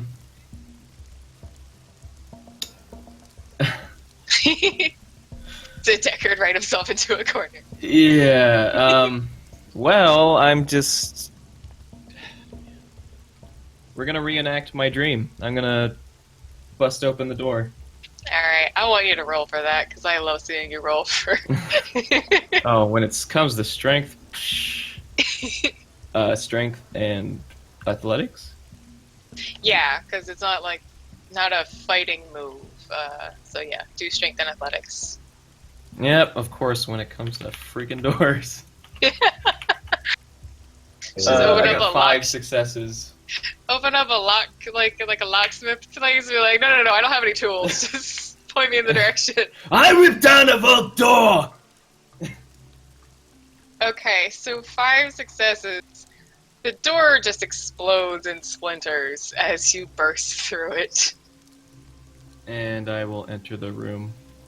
Okay, as that happens, you hear a woman shriek from the direction to your right. It looks like the door is closed, but just general layout of a basic apartment. Like you're in a living room, there's a small kitchen and like a small bathroom to the other side. So it kind of like you figure like that's probably the bedroom. And a guy who also yells, "What the fuck?" And the door opens a second later. Do I recognize him at all? No, you don't recognize the guy, but you do see Ada slightly behind him, like backing up. Oh, wait, what? Like What? my Ada? Like the drug addict Ada? No, Like my ghoul? no. Oh, okay. Never mind. Okay, I was like confused. I was like, wait, what? That's coincidence. No, I'm just gonna kill them now. All right. You don't get away with just saying it like that. I will leap. I'm not even going to ask you to roll because you're going to be using strength against humans. No, I'm not even gonna use my katana. I'm basically gonna reenact my dream because I have not been on heroin for like days. Yeah, like 3 at least, I think now. I don't think you've even really fed. You fed like once. Yeah, so we're gonna rip him open with just like my claws and just feed off his neck and then go after the girl. Okay, so you dove first at the man in the doorway, which you didn't recognize, but you at least had the sense, you remembered that your wife had like left you before you got turned. So you assume that this is her lover, and you viciously just tear him apart, worse than any wolf or bear could. And Ada is 9, heavily month pregnant, backs against the wall, screaming. Did you turn back into Deckard, I'm assuming? Yeah. Did you do it before you burst the door open? No, but I assumed because isn't like Mask of a Thousand Faces, if you engage in any physical act, you turn back anyways? It's a little iffy. I play it depending on the situation. You can do things if you don't change your height or anything too much. You can hold it if you're concentrating as well. But if you're I would like, have broken it though. if you're like a 6 foot tall supermodel and someone like goes to touch your shoulder and you're much shorter, then yeah, that breaks it. So I have to play it by I ear. break down the door. Okay, so Ada just saw basically the monster. And like even if she saw Roy for half a second, she'd be too freaked out to remember. Like it's just all shock. So she is backed up against the wall, screaming and reenacting your dream. You tear her apart as well, leaving a giant mauled bloodbath. Perfect. And Perfect. I will look around for like. And no humanity loss because he's at 5. That's something he would do. I'm gonna investigate, like, I'm gonna say that Deckard had like a secret stash of belongings in the air vent that maybe no one have found out, like ID, money, emergency funds, as well as family photos that he kept here. Okay, I don't imagine what I know of Ada and this guy that they would have been like snooping around for anything extra. She was upset about Roy because he was wasting their money on heroin and everything, so she wouldn't expect him to have anything saved. Okay. Yeah, so I'll open the vent and take the belongings and go back to the sewers and call Sunshine once I return to the sewers. I'm not Okay. even gonna mask of 1,000 faces. I'm just You're just gonna walk through the city covered Yeah. in blood as Deckard? pretty much, yeah. Okay, well, the roll is gonna have to happen now. That's okay. Just trying to think of what it is.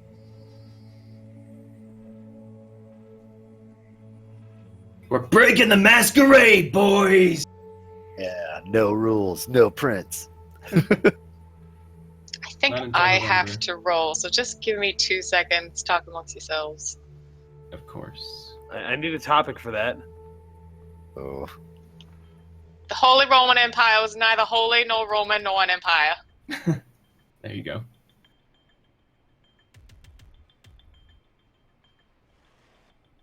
Yo, this is a dangerous move, Mr. Revolver C. Like, break Um, the Murdering mask well, roll. I've been doing Deckard that. hasn't fed on heroin for like Yeah, he's brightest right bonkers. now. You have to make Philly a free city so Deckard doesn't have to worry about these silly things like Let my people masquerades. go. My people go. We've been discriminated enough. I mean, I agree with you. No more masks. I agree like with pickup your signs. logic. But Peace. Spirit, you suck at rolling. That last one. Jesus. Oh my god. How many times are you rolling? Is it for every person that that he crosses by? I see like a couple of tens in there. She's rolling for every single bystander on the side of the road in Philadelphia. Pretty much. I feel like there are more people in Philadelphia than that. Yeah, but he was heading to the sewers. He just has to get to a sewer grate, but there are a lot of people in Philly, so 9 people saw you and went screaming. Is it near Halloween? Because that could be a Halloween costume. It's still September, I think. 27th or something like that. So Damn. it's a little far away. Okay. Well, Soon clowns amazing. are going to be popping up everywhere in like a month, so like you'll be good. It's like September 24th, I think. So yeah, 9 was people fun, just though. saw you, cause not even just the costume, like the blood and everything. Now, I think humans are pretty skeptical if they initially see, like, it's gotta be someone who, like, be like, I saw a monster. Other people are gonna be like, oh no, that was just a really scary person in costume. So we'll work that out later. But for your knowledge, 9 people saw you and went screaming. that's okay. I'm honestly just so focused on getting back to the sewer. No, I like it. All right, so Deckard heads back into the sewer, takes the long route. I'm assuming you're kind of just like zombily walking back. Just don't even realize you're covered in gristle and blood and meat. Yeah, I wanted to call O'Connell. It's like a bloody hand. It's just like been on the phone. Okay. So you're calling her in the sewers, right? Yeah. Okay. So after a couple rings, she answers. Hello? Any news? Yeah, but you might as well get back and I'll show you. Right. And then I'll just hang up and zombily walk back with my little shoebox of belongings. Okay. You guys never had a shoebox, like a memory box? Oh, No, Oh, I just yes. picture it's kind of like that homeless veteran guy. It's just got that like one little thing of stuff. It's just like. Pretty much, Right, just yeah. covered in blood. So you find your way back into one of the main entrances of the antechamber and head towards O'Connell's place, where she told you to meet her. And her, Merrick's still sort of like lounging on the mattress he had been on earlier. O'Connell is at the computer, and Benedict is standing behind her with his arms crossed.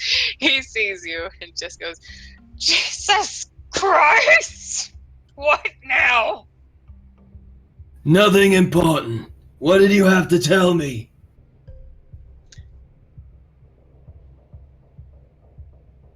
Sorry, I'm like in Benedict's head, and I'm like, I don't even know. I can't even.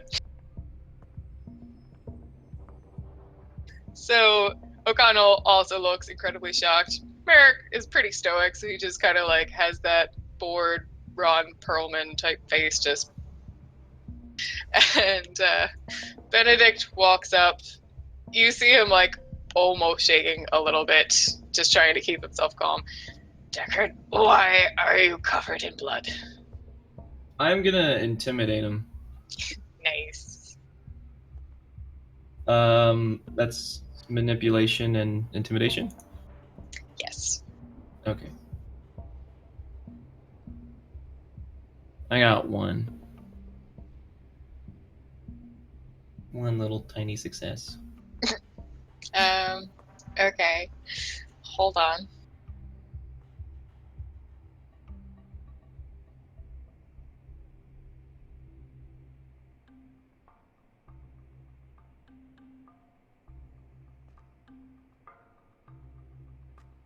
Benny's not been rolling that well. Okay, so you got one success on your intimidation, and he got one success on charisma and leadership because he was trying to like get you focused and like realize, we're a team here. We gotta work together.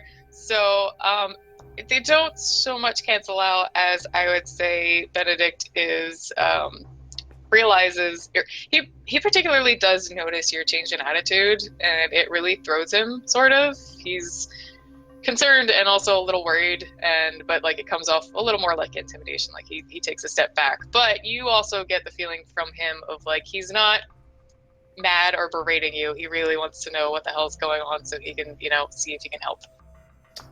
Right. I'm just gonna kind of glare at him like and hold my shoebox a little tighter, closer to my chest. So he definitely notices this. Does this have...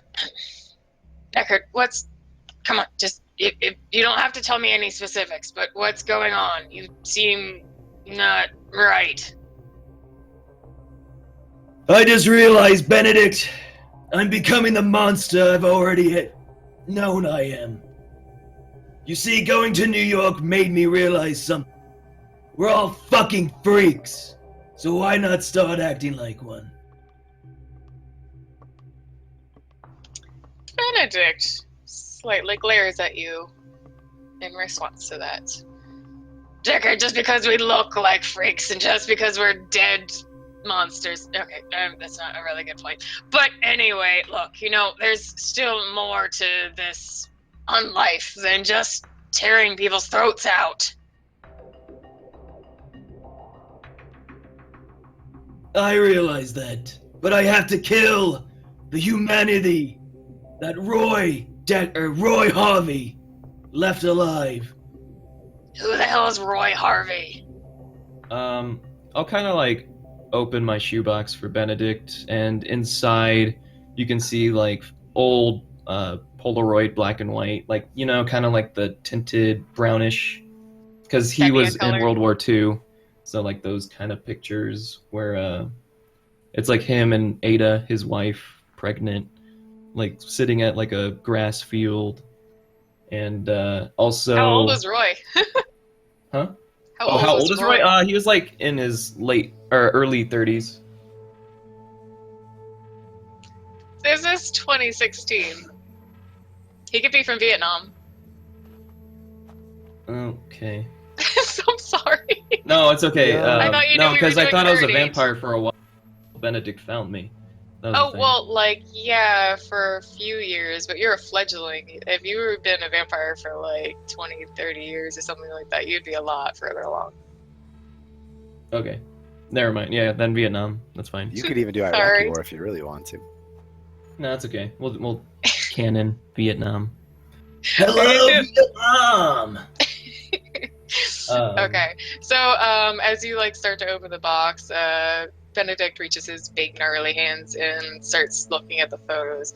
I still don't understand why you're showing me these, Deckard. Cause it's the last time you're ever gonna see them. And I'll kind of rip the photo out of his hand and honestly just kind of put it in a controlled area and just eventually I'm going to light it on fire. Okay. We will have Deckard, Benny, and O'Connell with her news finish up in a little bit. Let us.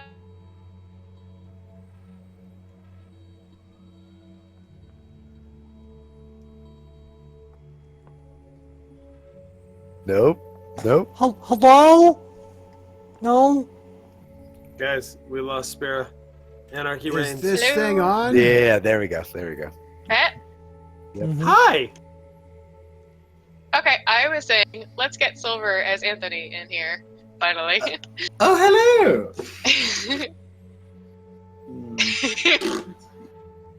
How's it going? Good. Alright. So I am at Tobias and Theo's Yes, apartment. place. Yes. I don't have a picture for it, but it is similarly a little bit to like Ada's. It's not a very big place. They don't have a ton of money, but it is like decked out, like walls, floor to ceiling. It's just like rock and roll band posters and like posters of their favorite movies. There's quite a few instruments around. It's a little more like college dorm. Like it's pretty messy. There's no food because they don't need food, but anything else is just sort of like strewn about. They've got vinyls and an old record player. Obviously, like kind of punk rock and roll kids. So they had Okay. caught you at your hotel. They knew that things were getting a bit rough in the city, and they really liked you, so they invited you to come stay with them for the evening. Okay, cool beans. We've been hanging out, Yeah. playing Parcheesi, all those good times. Yeah, because they are totally into Parcheesi. All right. So that's the long and short of it. Pretty crazy. Everything that's been going on around here.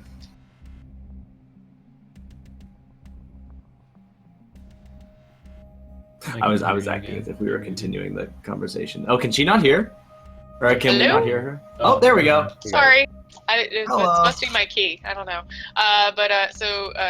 To Theo, it's just kind of like, that's fucking crazy. And Tobias is sitting on his couch, just like lazily strumming on his guitar and just like shaking his head. Thankfully, the city Tremere have offered me sanctuary as long as this whole just inferno is engulfing the city. So I've been moving my stuff in there, and then that's when you caught me. I was in the middle of that process. So Tobias and Theo like nod at each other, just kind of like, yeah, the Tremere, we've never had any real problems with them. They're pretty good people.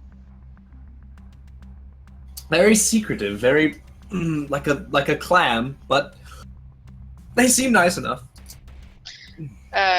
Theo just sort of like smiles. And she says, "Yeah, no, they've been really good on the political side of things. Like, obviously us Tories take care of the socialite bullshit around town, but anything that really goes wrong, it's either them or the Ventru." Yes, and God knows I could use some help with that. I just don't understand. They seem like such minor targets, May's Boutique and the Pinnacle. Why bother? Tobias looks at you, little confused. Why bother with May's Boutique while she was there? She's Primogen. I mean, if you're going to make power Well- plays, take out the top leaders. This is true, but I don't know much about politics, or really very much, other than a basic description of what her position entailed. But she didn't really seem to be that persuasive. She wasn't really controlling anything. In the court, she pretty much spoke, and no one really listened. She was a great purveyor of the arts, but I don't know. Theo puts a hand up, kind of like, and she goes, "Yeah, I mean, but that's that was the good thing about Philly. If you want to be around a lot of other kindred, you definitely want to go to New York, to DC, someplace better than here. But kind of the cool thing was there was always so few of us. There wasn't much drama." Yeah. I mean, to be That's- honest, that's why Tobias and I came out here. We used to be from LA, like we told you, and it was just, it was just too much, especially with that Cam moving in on the Anarchs out there. Jesus Christ, what a shit show. This is the first I've heard about this. I was, as soon as I was embraced, I immediately was whisked away and have been pretty much all over the world since. So, but I have heard nothing about the goings-on in LA. It's a bit new. They just sort of weaseled their way in, but it's, God, I can't be listening in on that news because that'll be an interesting little civil war, I'll tell you that much. Interesting. That may be something I would like to deal with in the future. Just spreading the whole game across the U.S. Nice. Oh boy. But thank you guys for your kindness and inviting me here. Of course. I mean, some of us are starting to disappear at these rates. It's best we stick together. Twice is just still sort of like strumming on his guitar. He's not really. So like, all the adding much to the targets are in the conversation. same location. Oh, yeah. My gosh. So anyway, here's Wonderwall. Wait, targets? Why are they? Okay, whatever.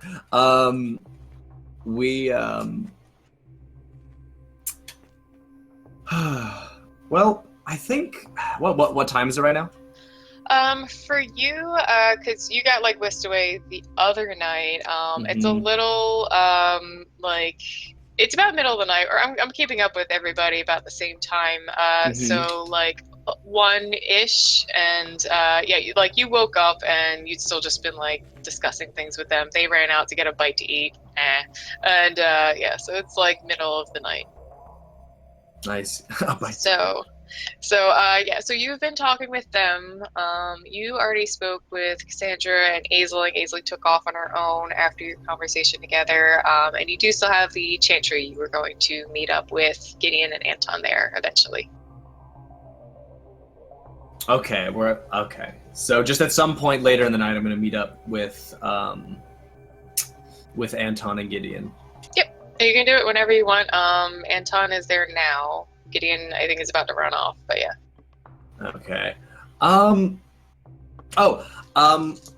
I think it's about time I met up with my fellow compatriots. But I have one more question before I go. Have you guys ever played a gig for television?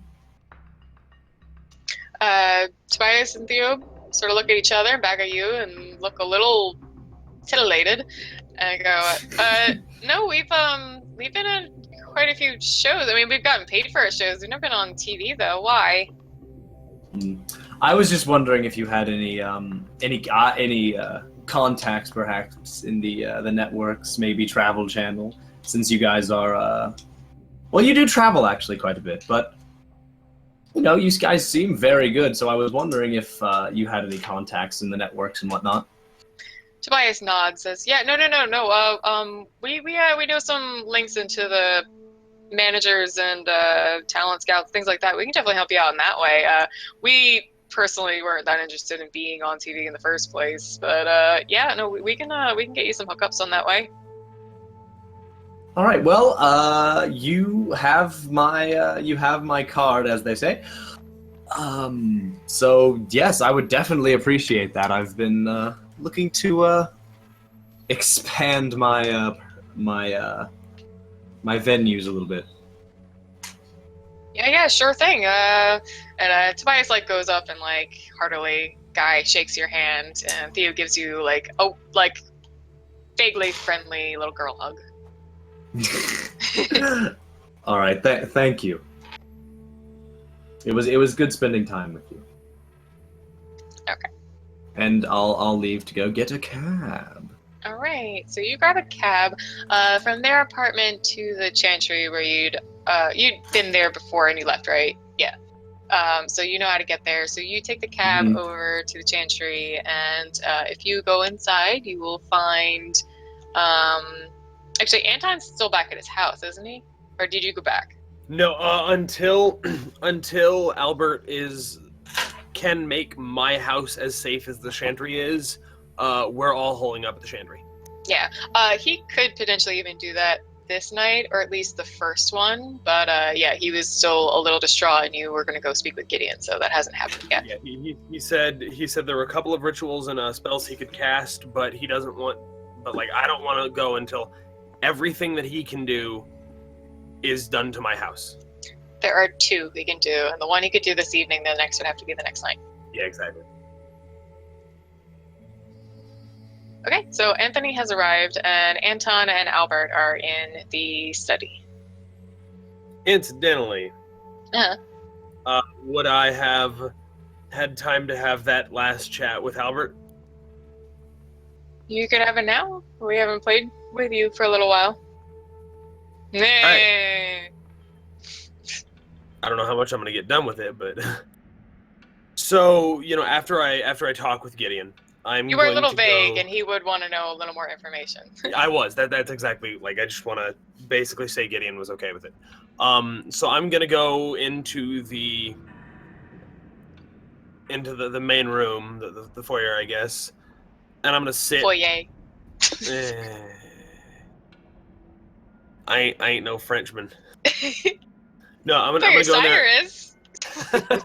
That's fair. No, okay, I'm gonna go in there and I'm gonna sit down awkwardly, and I'm just gonna read quietly because it's a little bit awkward. I don't really want to broach the subject, but I know it should be done. And then eventually, in the midst of my reading, I'm gonna say, he'll Oh, do real it. quick, I was gonna say Yes. that Albert gave up all attempt to look like he was even pretending to read, and is just staring off at a bookshelf now with a book in his lap. Well, I haven't given those up yet, so I'm gonna pretend to read for a little while, Okay. and then say, while still staring at my book, he said he'll do it. Albert looks over and just, your friend would be able to help with Sophia. Is that what you mean? Yes, Gideon, if you can't tell, he's cool with me letting you know who he is. Okay. So Albert's one leg is just jumping while he sits, but he doesn't say or really do anything else, and he just nods at you, just The one concern that he said is, in his words, what he can do is a bit more of a hammer than a scalpel. So I don't know what we should do, what course we should take. Albert gets up suddenly and starts pacing the room and is just sort of brushing his goatee and just looks all kinds of twitchily nervous. But he's willing to do it at the very least, and I know this is a tough decision. Albert pauses his pacing and grips the back of the chair he was sitting in. He avoids your gaze for a little while, but then eventually does look up to you. And his voice sounds... I'm equally avoiding his gaze, actually. Yeah. Well, he looks at you and says, in a voice that's a little broken, very obviously not sure what he's saying, even though he's about to sound pretty sure he is. I still think this might be the best course of action. I don't think she's ever going to get over this otherwise.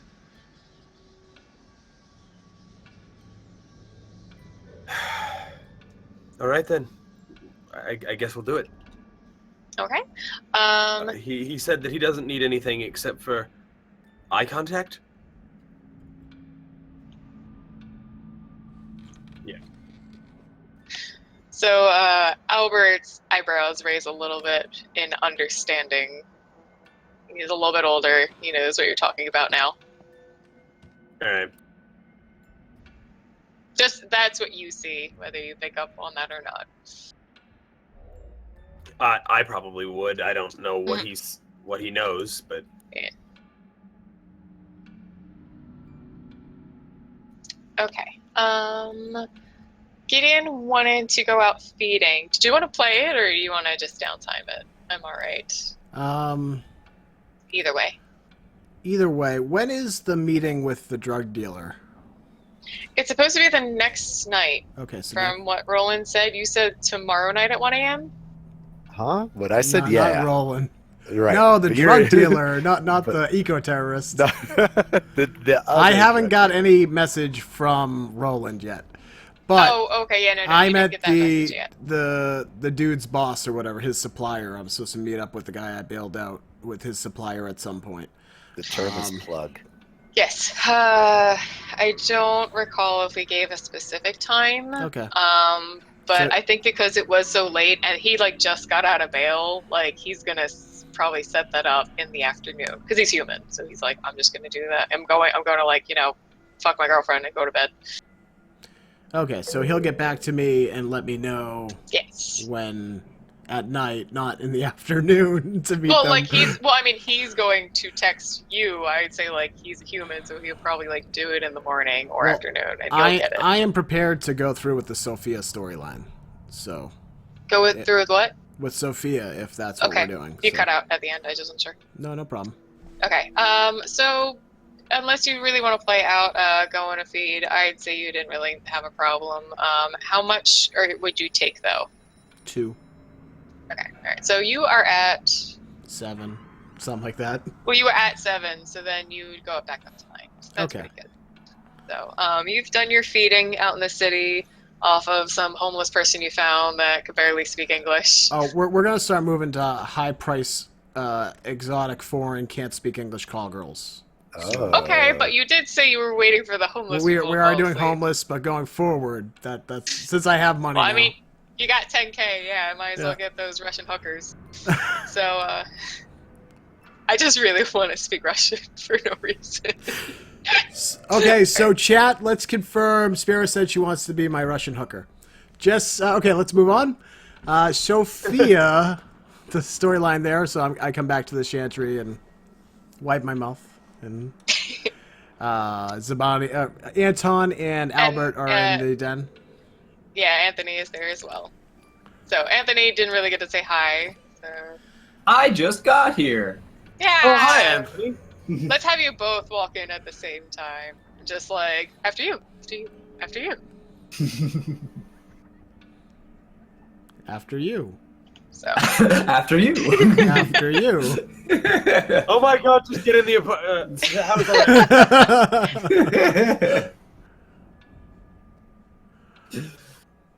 No, but seriously, after you. All right. Are you guys are in the living room now? GM rules. I said.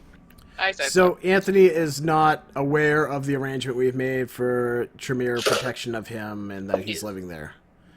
He just knows, hey, why don't you come by and talk to us? I think you actually caught me up on that 2 weeks ago. Or I last think week. I texted him saying that the Tremere would protect him, but that was like the extent of the text. Oh, I'm sorry. I thought you were saying that he doesn't know about the Sophia thing. Yeah, no, you guys had been talking to him about potentially staying, or at least being able to stop by and speak with people, get protection information, stuff like that. If there's a specific contract, I have not heard of it. No.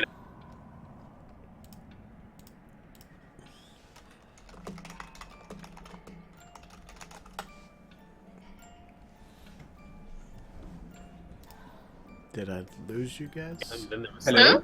No, we're still here. There we go. Hello? Okay. Okay, everyone. Hi. Everyone can be heard. Yes. No, everyone kind of went dead for me too. Okay, so Awkward silence. me, Anthony, Anton, and Albert walk into a bar. Now we just need the punchline. Anthony, great to see you. Haven't seen you in so long. Anton, I have returned. How goes it? It goes, I suppose. I nod knowingly.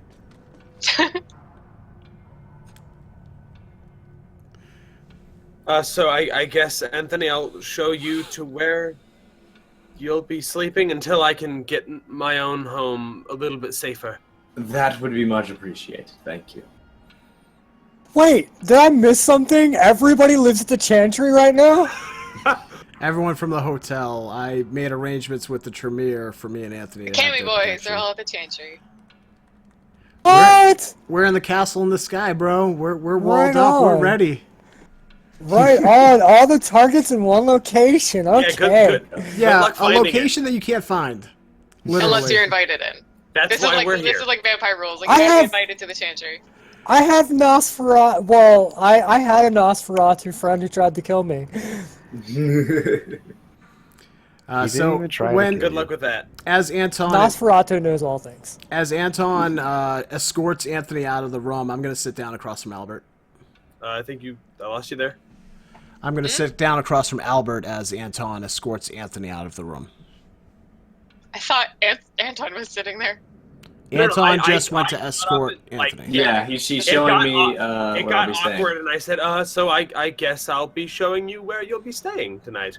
Yeah. And I took my knapsack and my hobo stick and followed him. I would actually say, I'm just gonna say, like, in part of the game we'll have to play, but I was gonna clarify that Vivian decided to go stay at Albert's place, so that there was an extra room for you guys to split up. All right. So Sophia then- lives there always. Vivian normally stays there because she doesn't have another place in Philly. Albert has his own house. She's just gonna go stay with him. So now there's at least like 2 extra bedrooms All right. for you guys. So yeah, then I guess Anthony can stay in Viv's room. Gideon is already staying in my room, and I'll just sleep in my lab. So then I'll show him up to Viv's room. Okay. Hot.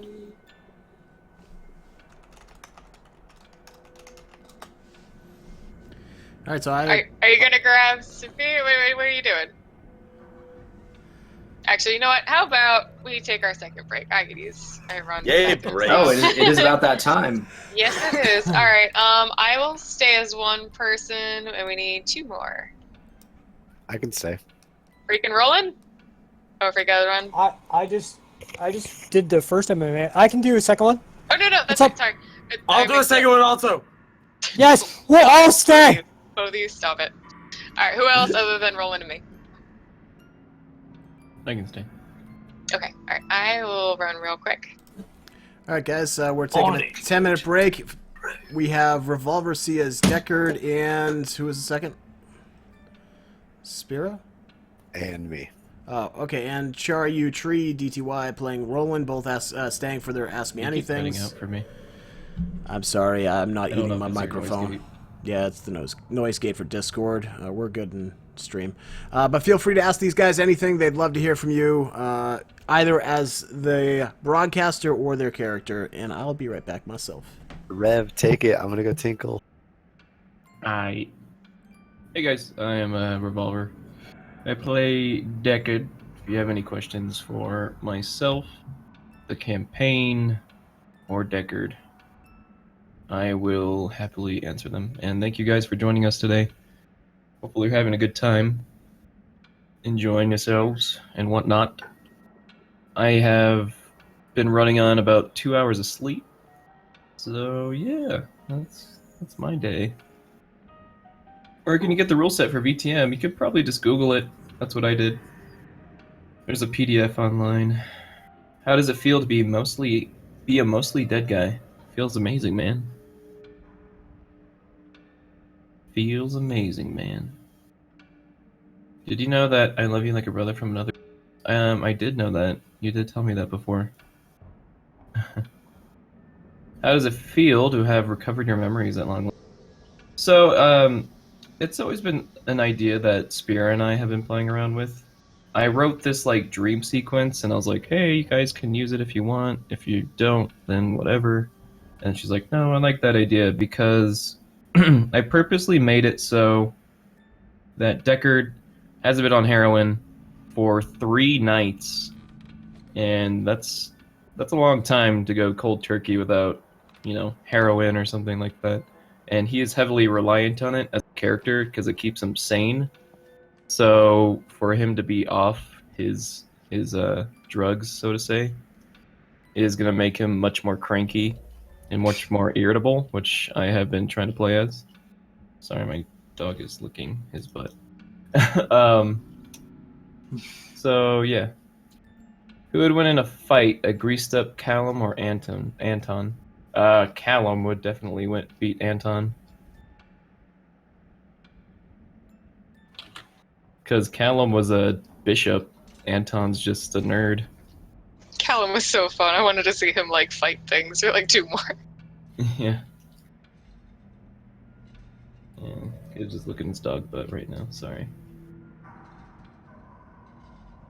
But yeah, I'm having a lot of fun. I'm really tired. It's like loopy. Now it's like crashing, but I'm still having a lot of fun. All of this is pretty much ad lib of like what I'm doing. How is Deckard remembering his past life gonna? I don't know my question. Like, because he's gone 3 days without heroin, and it still doesn't seem like he's like dying to go get some. Yeah, so that's like kind of player ignorance as what the storyteller wants. Like, if he's fine without heroin for a couple days, then like I'm gonna go as many days. Because as I Like, was saying, I purposely made it so he doesn't have heroin, so he gets more cranky and more irritable and much more sporadic and unpredictable, and borderline insane kind of thing. So. yeah, if you take the flaw word by word very literally, it just says that has to be in the blood. I like the idea that he like still wants it, but like it's definitely that like if he's gonna drink, it has to be in there, but that not necessarily needs it every day. Yeah. So. Articus has questions.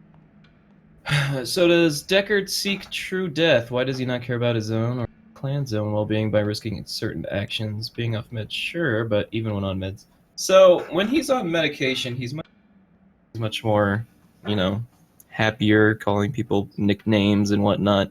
And for the past couple of sessions, Deckard has been trying to be like a Boy Scout to Benedict. He's like, hey, I'm going to do what you want to do. I want to be part of the gang. I want to help out. I want to get money. I want to help out our interests. And then after the dream sequence, I always planned it in my head that kind of makes Deckard do a 180. Especially after he went to New York and saw all the other Nosferatu. Because Deckard he's very self-loathing. He doesn't like the Nosferatu as a clan. He thinks they're disgusting freaks, these like abominations that honestly deserve to be hidden in the sewers. And he is very self-loathing in the fact that, he doesn't like who he is because he's just this ugly, mutated freak. So that was a big factor when they went to New York, just to see his other homage in another city. And the second part was, once he realizes who he was in his past life, what he did to his now ex-wife and his unborn child. Yeah, but right now he definitely does not care. He's looking out for number one, kind of killing off his humanity and becoming more and more in tune with the raging beast that's in all the vampires.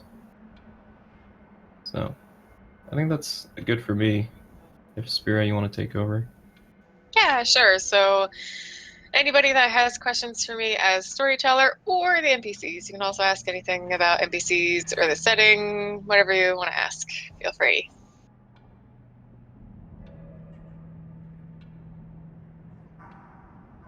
If you had a vote, like if it was an election for Prince, and you had a vote for either Connor or Gideon, as the storyteller, and you being neutral and objective, who would you vote for? Mommy, which one of us do you love the most?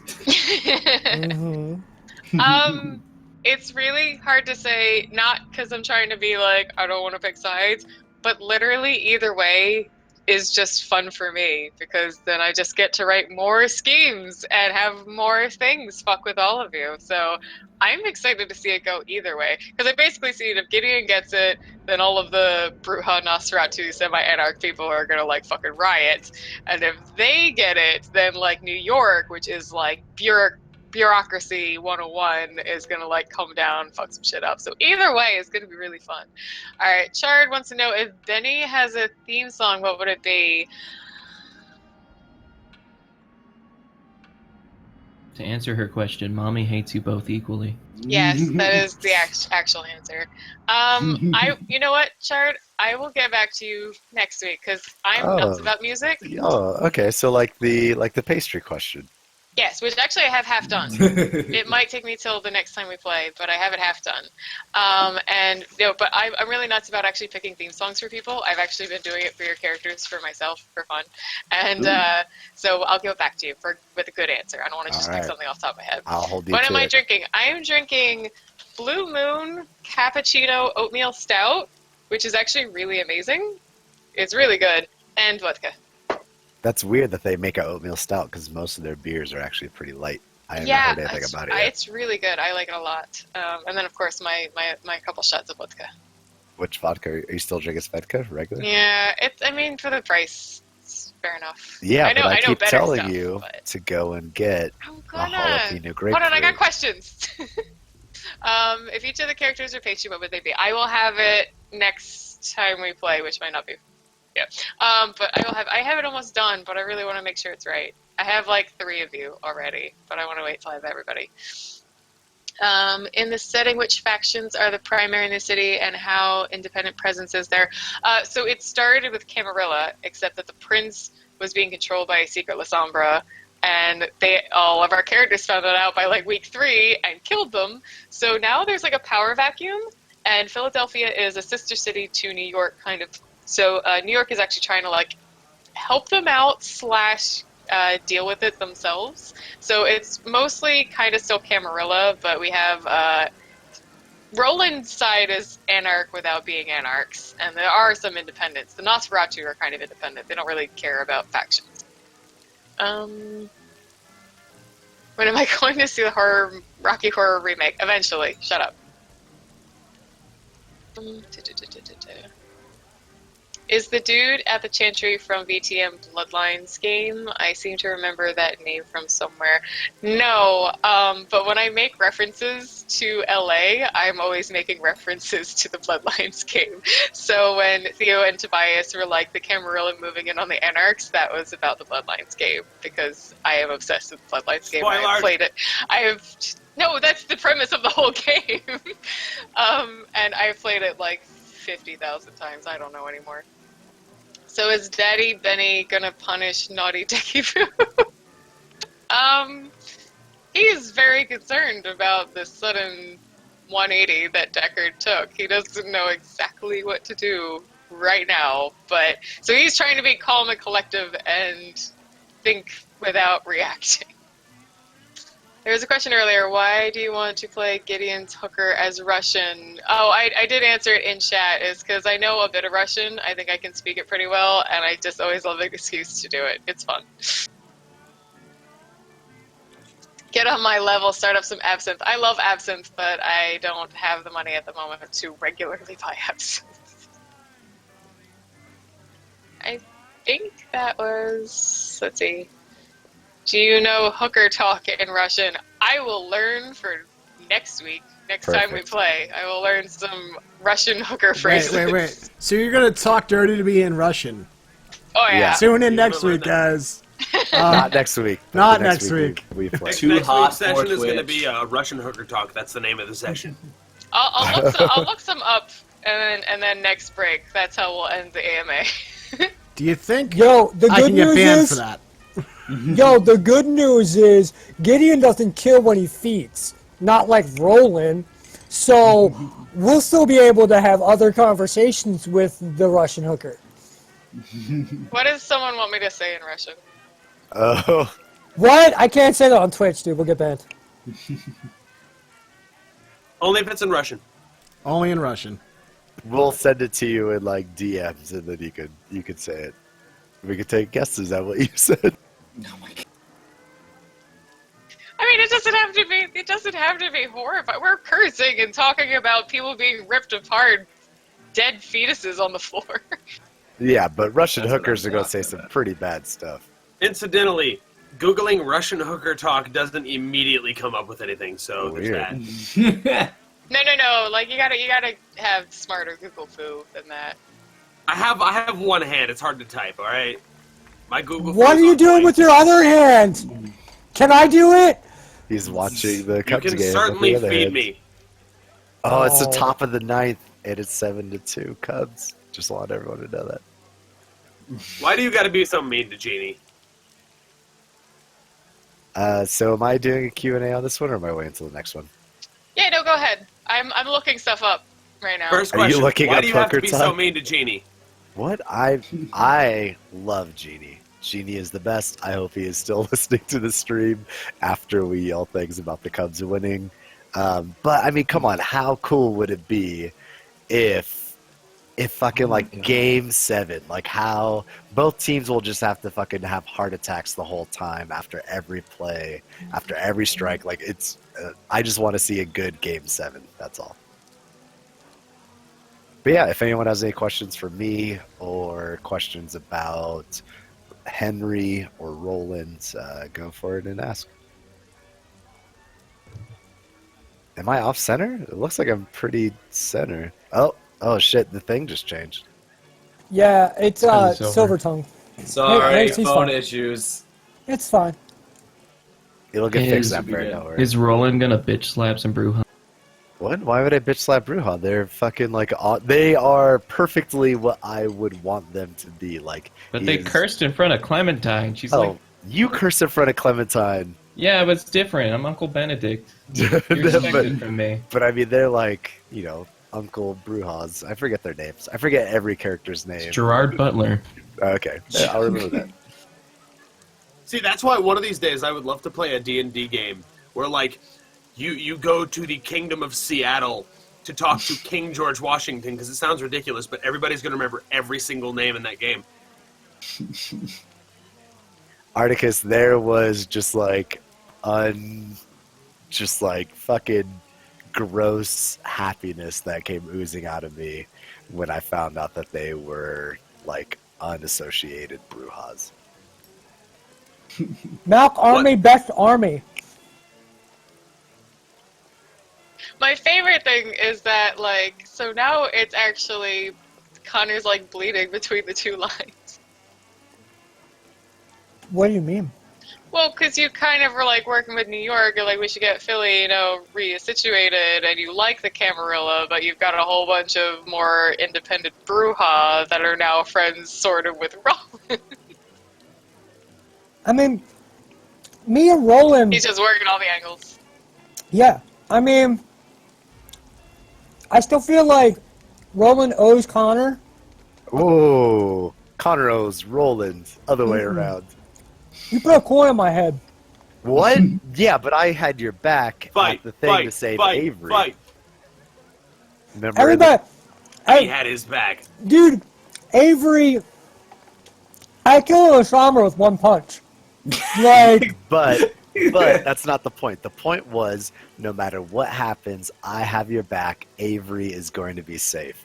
Even if, like, everyone turned on us and it was just me and you to fight them, that's what would have happened. But luckily, you killed her in one punch. Like, I didn't even have to do that much. I know, but I mean, and I do remember the conversation where you said you were going to have my back in the future. So I mean, that did make shit a little bit smoother. So I mean, I don't know, but Connor still has a little feeling like you don't owe me like your left arm or shit. You know what I mean? But I still feel like you got to prove yourself a little bit more. But that's out of character. So. Buddy, we're brothers in war. Like, I got your back all the time. Just like Deckard and Benedict, I'll always be there. Emperor, time to start your power base with the Bruja who are coming down. Yeah, I mean, it looks like I'm doing that right now. Miss Smitty asks if I have any pillows, and to answer that question, Miss Smitty, while I stream, there are no pillows on my bed because I actually sit on it because the ground is hard. Zabani says, what's with the soft spot for Clem? There's actually a little girl who used to be in Henry's life who is now no longer in his life, and he associates Clementine with her and has kind of, I forget the term for it, but it's when you like pass on emotions from someone else onto somebody else. Projecting? Thank you, but it's actually reverse projecting. And as far as massage therapy goes, if someone projects, it's from them onto you, but if you switch it around, it's from you onto them. So yeah, projecting. I think that's time. Ready to go. Alrighty. I also need to know where we're starting out so I can play the appropriate music. Yeah, I was just trying to think. Outside. Yeah, let's go back to Freak, because we started and ended with him last time we went around with everybody else. So we'll have Freak, who is in the hallway, was freaking out from trying to access the Madness Network and is making lots of noises and banging around a little bit. And Astrid is again still trying to get a hold of him. She doesn't know what exactly is going on or what to do, but she knows Malkavian. She's been around for a little while. She's just like, come back to me, come back.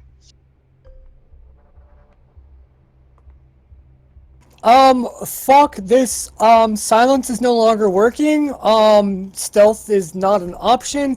I mean, I didn't get to witness this, but I heard through a friend of a friend who had a friend who knew a guy, said that Deckard ripped a vault door off the hinges. Alright, dude, I would like to open... Traveling.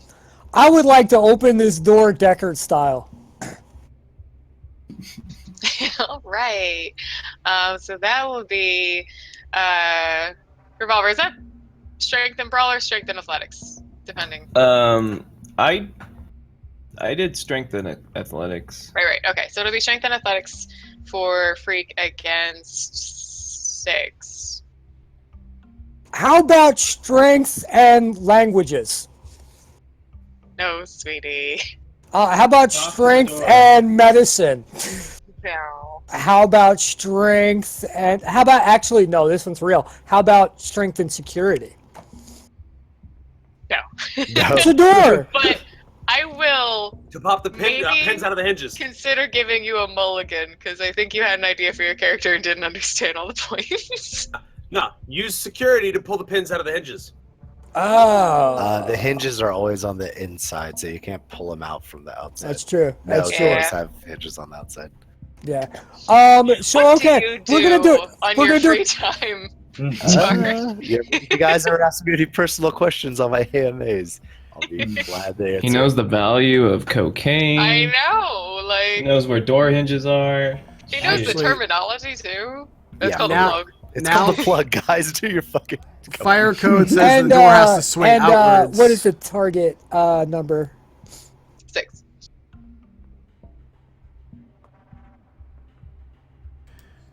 Current fire code says Okay. that the door has to swing I have outwards. You were not. zero successes.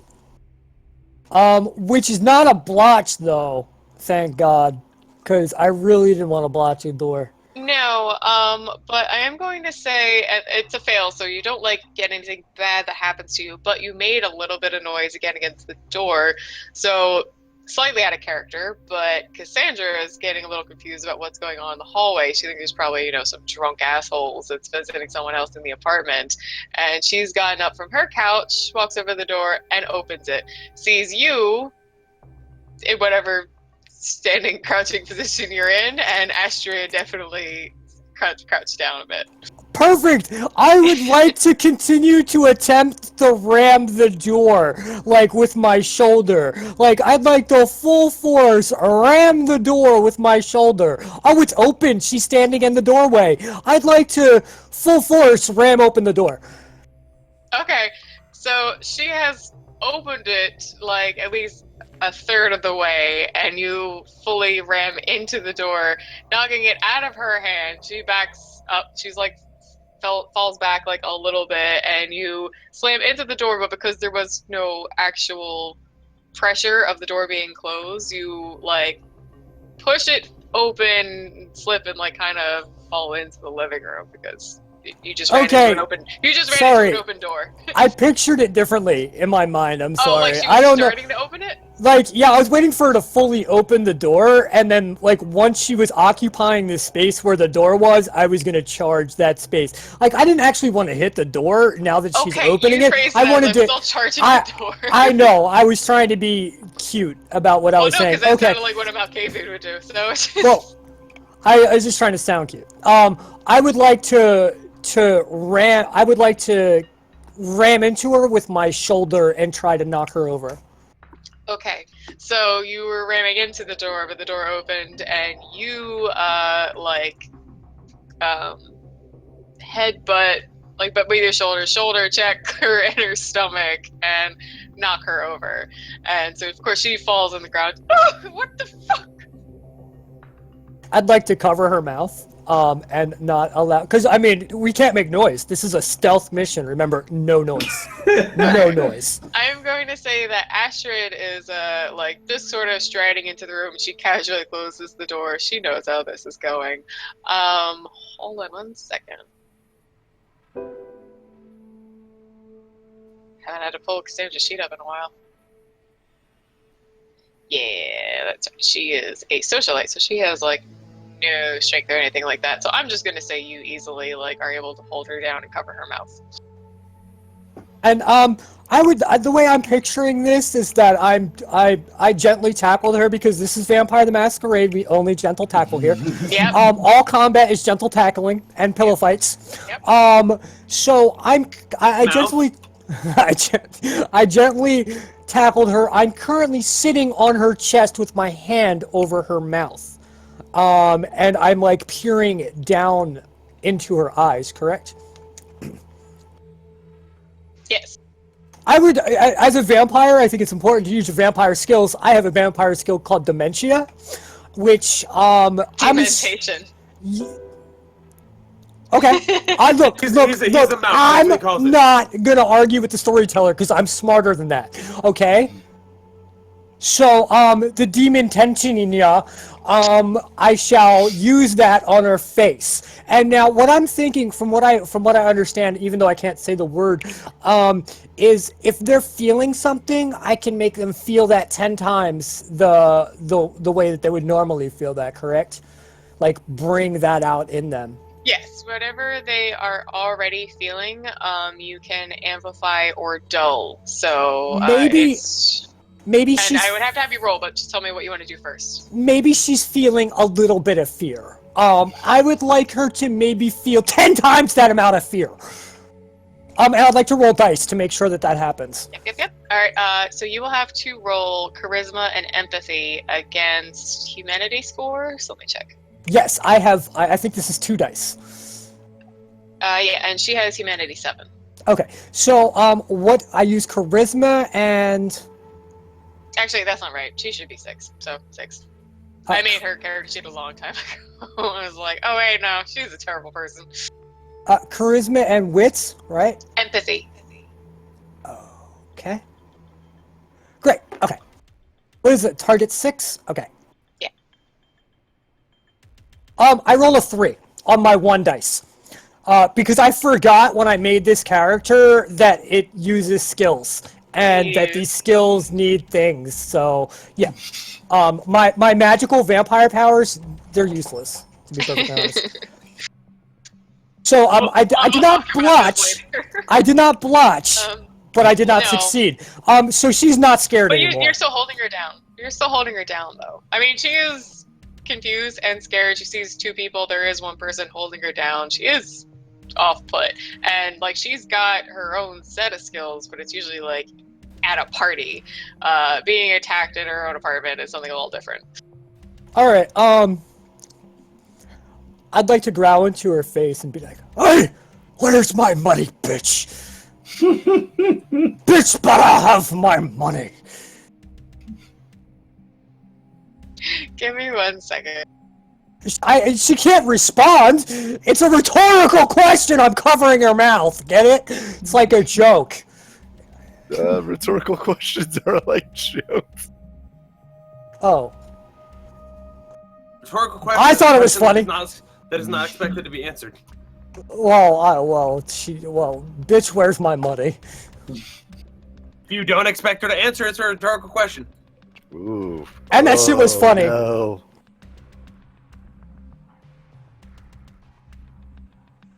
Oh wow. We don't know what she's rolled for, but she rolled well.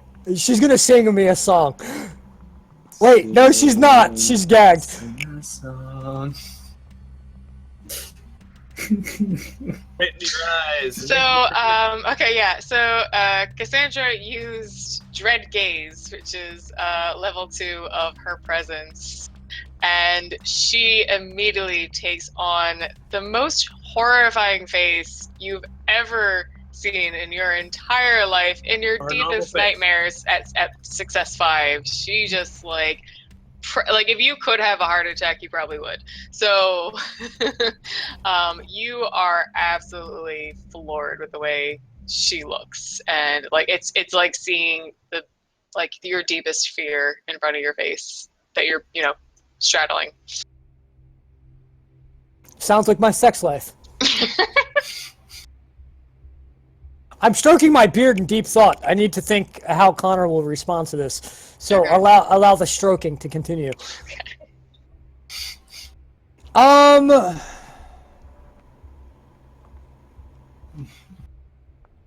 Do you need us to play Jeopardy theme music? I Give me think some time. I think I want to jump out the window. Okay, cause shut up. I mean, I want to ride my fear to completion. Oh my god. What does that mean? That's I'm gonna going say in the Astrid, quotes. Astrid's seeing the same That's thing going too, in and it quotes. just affects anyone that's nearby. So so Astrid is also like backed up, and she starts screaming things about like Norse demons and monsters and hell and stuff. Well, you know what, dude? I think that I would like to roll. Like, I'd like to roll against my road check, and if I pass my road check, then I want to stake this fucking evil, faceless monster, fucking horror demon. And you know what, dude? Connor should just one punch her, but I think he's gonna stake this bitch this time. And if he fails his roll check, then how about he jumps out the window? Does that sound? We can leave it up to the dice. Does that sound fair? Sure. Just as a clarification, Rutrek is only fire, but I will let you do a courage roll against what she just did to you. But it is going to be difficulty 8 because she got 5 successes. That sounds fair. That sounds fair. What? How many dice? Just Ryan? courage, which I think you have 5. I have 4. Okay. I think I have like your very first sheet, so I'll have to get that updated. Yeah. So roll 4 against 8.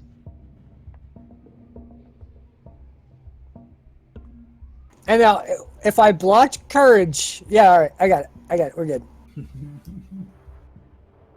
Yeah, I blocked courage. I basically feel like I'm not trying to do your job, storyteller, but I feel like I should just freeze in fear and like allow her like a free action.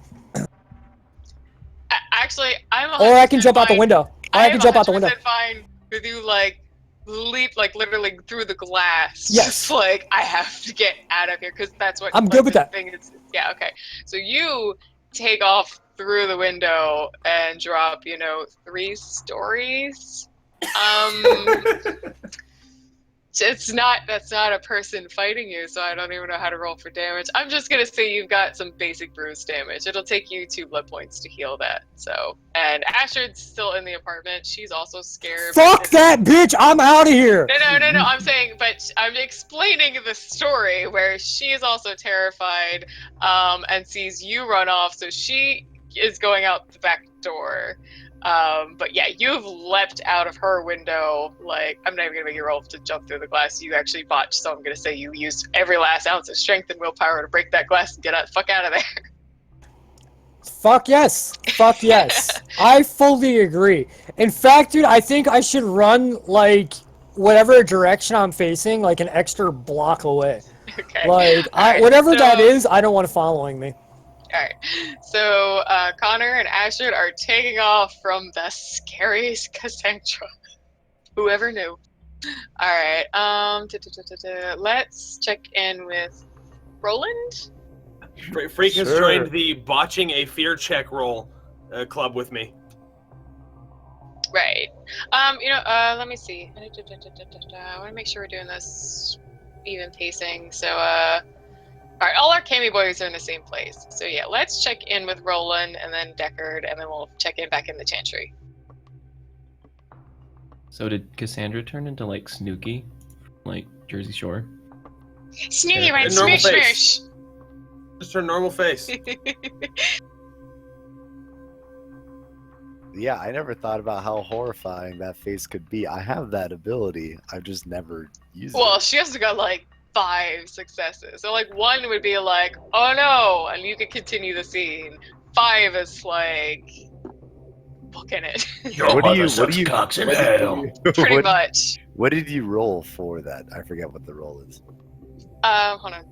It is charisma and intimidation. So she can't fight for shit, but she Oh. had more points in that. So she had a total of 7 in that. I got that in spades. I got 7 in that too. All right. Dude, use your dread gaze. It's awesome.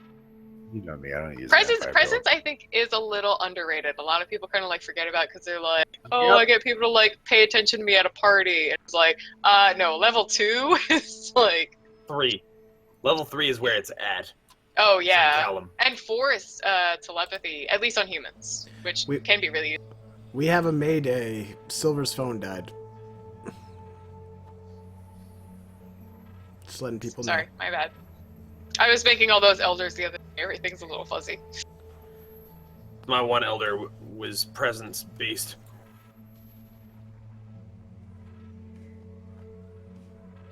Okay, Silver clarified, since he sort of slightly disappeared, that Anthony had to leave real quick to throw up some hors d'oeuvres because he has the merit where he can eat food, but he eventually has to throw it up. So he's going behind the chantry to throw up some food whenever we get back to things. But let's see what Roland is up to. Perfect.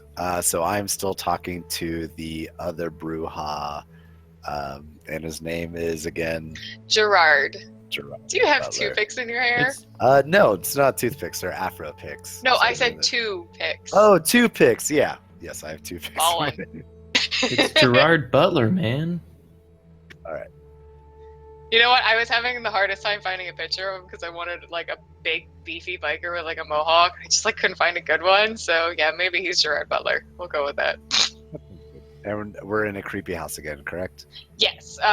There are about 5 other like biker guys. They range from like the skinnier little like punk guy to some more like, more built guys. But Gerard is the one you're talking to specifically, and like I said, they're just sort of like messing with Jack, and eventually they start to calm down a little bit, and they're just like laughing and trying to like get the guy to like realize, hey man, we didn't really mean anything by it, we're just trying to have fun. I'll put down clip. I'm assuming it seems pretty harmless in this area, right? Oh yeah, no, it's the basement of an abandoned asylum. There's only like one crazy Malkavian down there, and some like kind of jackass biker gang.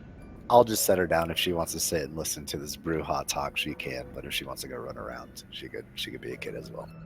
So she was kind of getting a little excited about the goofy biker guys, who seemed pretty harmless because they were like just monkey in the middle, like throwing books around and stuff. So she actually like runs up to them and starts like trying to talk to them. And a couple of them look a little like kids, but 2 of them actually do like laugh and start like joking around with her. She's got good presence. She has actually the merit that we're like everybody likes her. Perfect. All right. So, Gerard, are you guys an actual biker gang, or do you just dress this way? He laughs in that way of like asking someone that would offend them if you were a genuine person and trying to actually get some information.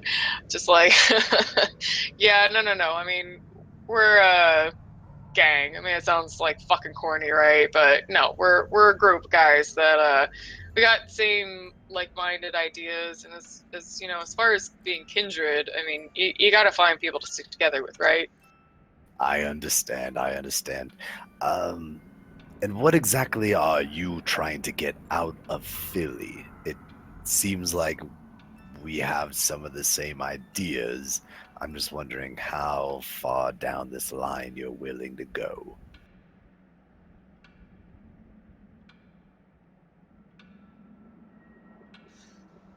I mean, you sound a little more political than I tend to be interested in. I don't like the politics, but you gotta fight for your rights, right? Gerard, I firebombed a Primogen? Is that who I firebombed? Yes, Primogen. Yes. Gerard, I firebombed a Primogen. Being political is not my way, but one of my allies thinks that since the FBI and all the other higher-ups are in town, it might not be best for me to use my normal range of tactics that I normally do. But as for right now, politics is the best way, of course. But trust me, I'm more like you than you might know. So he nods along with what you're saying. Yeah. No, I mean, me and the boys here were just, like I said, New York, I don't know if you've ever been up there, man, but there's so many kindred. It's just hard to find a slice of your own and even harder to keep it, especially if the fucking camis are pissed about whatever you're doing. So we thought, Philly's got its slums, it's got its crime racketing and just all that shit. And, we just figured, this might be a good place to move to, maybe, see if we can just get a little neighborhood of our own. Can I do a charisma roll in trying to persuade him a little Totes, bit I more? love when you guys roll for stuff that isn't just fighting. Go for it. That's what the half of BTM is like. I've got high charisma and stuff. Do it. So what do you want me to Tell me roll? what you want to do. So I what want you're to be thinking. able to convince him to join my cause a little bit more. Okay. Let me look. Motherfucker, man, you come to my house, steal my army. What's up with you, dog? Nah, I want them to be more on your side than I want them to be on my side. I guess. I know what you're saying. Ooh, I know what Hey, you're how saying. man. about no. Charisma and leadership. Okay. Oh, I want like you to it. do against 7 though, because he's a leader of his own thing. He's not going to be necessarily too swayed, but he does like you. He likes what you're talking about. He likes the fact that you're, talking about Philly being more open instead of like controlled by one group. 2 successes. Got Okay. to. I will say whatever you say next to him. Think that was practically about what Connor got. So he might have personal opinions about it. You won't sway him 100%, but he will be interested in whatever you say. For sure. Now, Gerard, listen. Philly has a lot to offer, especially for you and your friends. I've made my way around the blocks a couple of times, but here, what I'm offering you is a chance to not have to worry about a prince breathing down your neck every time you want to make, say, a move, say somebody gets in your way and you want to get rid of them. None of that has to happen anymore. You can be a vampire the way that you have always wanted to be. No prince from New York making sure that you are being a good little boy. All you have here would be freedom.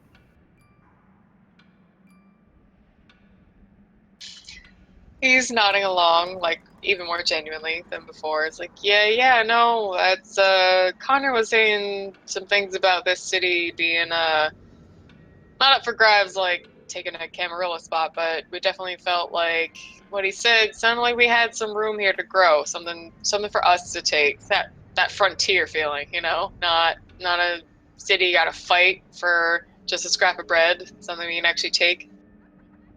I completely understand it. Yes, Philly is up for grabs, and all I really want is a way for us to have a place of our own so we don't exactly have to worry about following rules every time. You and yours can do what you and yours do, and me and mine can live the life that we have always wanted. Gerard walks up and puts his hand out, for a good shake. I'll good shake it. All right, so everybody's got a pretty good feeling in the room. Jack is still a little flustered after what happened, but the guys are calming down. 2 of them at least are pretty interested in Clementine because she's so cute. Just they're joking around with her. And I'd say that's a good sort of spot to wrap up Saturday. I'd say downtime, so just before the next game, we'll say that Connor makes it back to the asylum, and then we can pick up that and finish Saturday with you there with Clementine. Does that sound about good? Say that. Wait, so this same night, Connor shows back up? Yeah, I mean, he's at Cassandra's, but he's going to be kind of booking out of there, unless you had something else you wanted to do. Well, No, that's totally fine. I mean, yeah, that's up to Connor. I'm here until Yeah, Connor no, gets whatever, back. whatever Connor's actually gonna do. I mean, you were scared enough to get out of the building. And as I clarified to Freak outside, Dread Gaze doesn't like linger. It doesn't leave. It doesn't leave him like freaked out or scared or anything. Like but it made him want to get out of there. And I'd say it would linger enough that he wouldn't want to go back in the room right away. But it'd be up to him on his next. actually, you know what? I was thinking about, oh, well, that shit's gonna wear off. Let me go back in. Because once I figured out that bitch tricked me, I'm gonna be really mad. Like, I wasn't mad before. Like, I was mad, like, crazy mad, but I wasn't angry. And, like, I'm gonna be angry now that she tricked me. But I know that I broke that window, and I know that they got security alarms. So the police might be showing up to her house any time now. Yeah. So I should be going back to my place anyway. Okay. I mean, yeah. That's why I wanted you Right. to like think through. Would you like try and go back, or what would you do from there? Yeah, was gonna I say, would do you like know to- about the police? No, I broke a window, and they He have jumped out of security the third systems. story of a well-secured apartment building. Yeah. I think he, as a private investigator, might be like, The "We actually police, go." the police will be coming. Like I had no idea that there might have been a phone call. Like, there's a phone call. What? So yeah, let me meet up with Astrid. After this wears off. Find her. Hopefully she's near the bike. We'll get on the bike. We'll go back to the house, and I'll be planning on visiting her tomorrow night. Okay. You're telling her to go somewhere else? No, me and Astrid. Okay, me and Astrid are going back to the place. Okay. You said something about like meeting with her the next night. Yeah, I'm going back to Cassandra's the next night. Oh, you So- you two are going to meet her the next night. Okay. I didn't know the pronouns. One last time, just so everybody's clear. Me and Astrid are getting on the bike. We're going back to Jack's Haven. Right. And hopefully tomorrow night, me and Astrid, and maybe some other friends, will come and visit Cassandra tomorrow. How fun. All right. So let's get back to Deckard, who was speaking with Benedict. He is not his quote-unquote normal self that the other Nosferatu know him as. He's definitely gotten a little darker. He has this little box that he's been trying to show some pictures to Benedict and still being a little vague about it. Benedict still doesn't understand exactly what's going on. Yeah, so like in addition to the pictures, obviously, letters that she wrote to him during his trip to Vietnam. Like, you know, the whole typical love letter thing. Yeah. So, where did we leave off? I said, You had been holding the box. You opened it slightly, and you like kind of motioned at the pictures. So he started looking at them, and he saw like this guy from like the obvious Vietnam pictures, and you'd mentioned something about a Roy Harvey, but you didn't clear anything more. And Benedict had said, like, I still don't understand what's going on. What are these pictures? Why are you talking about this? Okay. This is me, Benedict. Before you found me. So Benedict then actually studies the photos a little more closely, like brings them a little closer to his face and looks at them for a while. And he throws them back in the box. He says, And I'm finally going to kill off Roy Harvey. Benedict gives an awkward shrug as, look, if that's what you want, go for it. We've only ever known you as Deckard, and that's who you are to us now. If you want to kill the person you were before, it's not unheard of, but, and he makes a very obvious kind of sign of looking at all of the blood over you and everything like that. But Deckard, you can't keep doing things like this. My thoughts exactly. Not while I'm here. What are you talking about? Before I go on, before I tell You're him gonna break my heart, aren't you? maybe. Is there any news about Cassandra? Have the police finally gone to her place? So Benedict steps back and so you can see O'Connell better, and she's sort of smirking, though there's still a little like worry on her face about the way you're looking. She taps a few things on her little notepad, and a couple different screens pop up in the middle of her 20, monitors and stuff, and she's Yeah, we've been checking in with the police. There's been nothing on the actual news just yet, but we heard that they're starting to look into her place. They found those keys that have all her information on them. Good. And that's when I'll like throw the box on the ground with all the letters, and kind of if he's holding a photo, I'll rip it out of his hand and. he threw him back in, but yeah. Okay. And I'll look for like a lighter around and light the box on fire in a controlled space to where it's not gonna spread. Yeah, it's like stone floor. You're fine. Okay. And then I'll just kind of watch the box solemnly.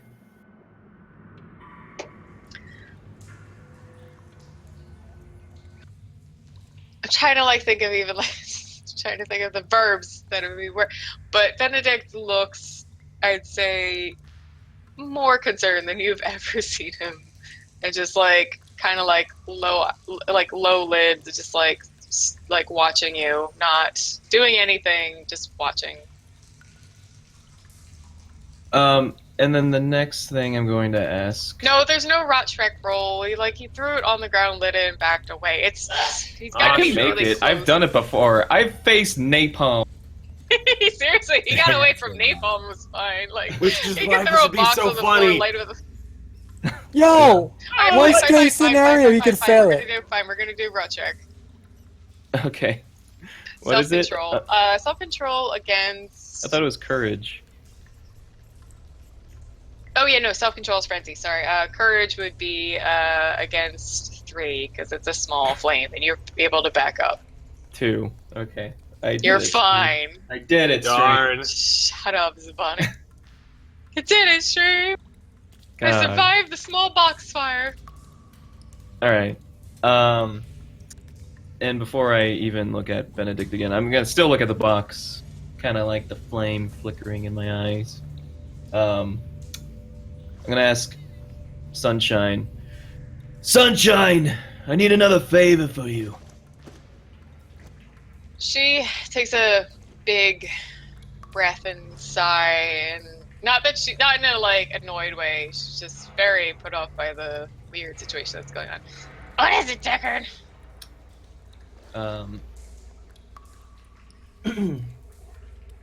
I need to find work. I owe Benedict money.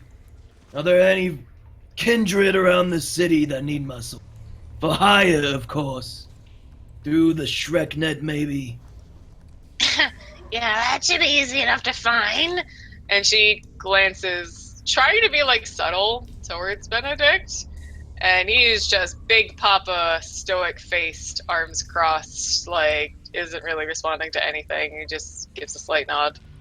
I hope he doesn't want to work at a pub called Nippers. Oh, It's not a pub; it's a strip club. So I hope he doesn't want to It's work. a I hope he pub. doesn't want to be. I hope he doesn't want to be the doorman for there, because that job's already filled, bro. So yeah, O'Connell says she won't have any problem with it, and Benedict has no words. I will brush past him, not shoulder check him, but just walk back to my my haven until news is said. You as you're doing the soft shoulder brush, he turns and gives you that really serious watching you go look, and you can feel his eyes on the back of you. Yeah, I'm just gonna keep going. All right, is that pretty much the end of Saturday for Deckard? Does he want to do anything else? Yeah, I'm just waiting for the PPD to do their damn job. They are busy with the FBI asking about firebombing, and Hey, man. also with a storyteller who's been really fucking busy. Tom Olson gave his life to give that anonymous tip. Oh no, no, no! Hello. Tom Olson's Tom gonna. Olson. Don't worry about him. He's getting a ceremony. He's gonna have that like thing in the street where like people put the candles and the teddy bears and the flowers. Yeah, you gotta call Mary Kate and Ashley too. All right. I was gonna have an AMA for Clarity and Silver, but let's at least check in with Clarity, and if anyone has questions for Silver, if he's still around in the I'm chat, still you here. can ask him. But okay. I'm still here. All right. Good. All right. So let's start with Clarity. I'm gonna take a quick break, and we'll wrap this up. I will answer questions, I guess, first. The ghost. The ghost will answer questions. Enjoy my face in front of like the shadow of Freak's chair. Here I am. It's the ghost of Silver Tongue Past. When will I get a thing? That can actually refer to multiple things. When will I get a thing? That's a good question. What kind of show is Anthony looking to get? He Like wants to be like on the Food Network. He's trying to Right, like. but like, there's different shows on Food Network. Like, there's like challenge shows where you're Like the host diner and trying to- drive-thrus and dive. Yeah, or you're trying to travel around. wants to, or like- You're trying to do, A cooking instruction show like Elton Brown. Well, Paula until Deen. this whole business in Philly is wrapped up, unless I'm trying to just like kick Anthony away and start up a new character because I don't want to put our storyteller through running a game in 3 different cities at the same time. I want him to stay in Philly for whatever this may be. And out of character, I've put a decent amount into the fame resource. So, or no, I haven't. Oh wait, yes I have. Oh, this character, she got wiped. Okay. But I did put a decent amount into the fame resource. So like he's somewhat known in the cooking circles. So I don't know, but basically to get him a little more famous and also, yeah, I think a challenge would be fun as well if we could somehow keep it in Philly. for sure. He'd have to pitch. You also know that Alton Brown just announced that he is going to do a internet show that is a sequel to Good Eats. So I mean, you could also turn off on that. I do not know that. Anthony probably would. Oh, he for sure would. Anthony faux show would. He is not super internet savvy, but he would probably be in the know. I've said he reads magazines and like newspapers and stuff for news and stuff. So yeah, he would know that. Will Anthony ever come help me with Alton Brown and make a Cutthroat Kitchen? Well, there you go. That's kind of what we just talked about a little bit. I like collaborations. If Anthony had a theme song, what would it be? If Anthony had a theme song, okay, I was trying to think of this. I bet your guys' theme song would be Three's Company. Oh! Yes, that's Waiting for you. Zinger. That's the Cammy, the Camarilla Boys theme song Yeah. right now. Three's Company too. What, are you excited to be the last? Oh, answer the question. I'm sorry. Oh, well, no, I don't know. I'd have to think about it. It has to relate to cooking or the kitchen in some way. Too many cooks. Too many cooks. Maybe. So, do you? I think that you should change your aspirations. I mean, to become personally, Toreador. yes, that's exactly what I was gonna say. You took the words right out of my mouth. Considering that Toreador seemed to have a rather bad reputation with literally every other player in here, practically. And a short maybe there could lifespan. use a little rebranding. Maybe New Primogen might be in the future. See, Henry has no problem with the Toreadors. They also have a short lifespan, Anthony. Yes, I know. That's kind of why he wants to avoid being Primogen. Although Harpy, I don't think anyone would give a shit about. So maybe he'll do that. He would probably enjoy doing that. He'd enjoy like hosting things and like cooking for people. What was Captain Coat thinking on the roof of the hospital? Everyone else was doing real things. I'm just imagining like Yeah, just a nonstop, just like nonstop on like a low tone. But probably, I don't know. I have no idea what. I still haven't watched the VOD. I will before Friday. He was grazing. Just like staring up into the sky as like, I don't know, Dionysus or something. Just like looks down at him and says, "Yo, you haven't had any wine lately. You should change that." Or something. The theme song from Good Eats is Anthony's theme song. Wow, the first thing that comes up is Good Eats ringtone.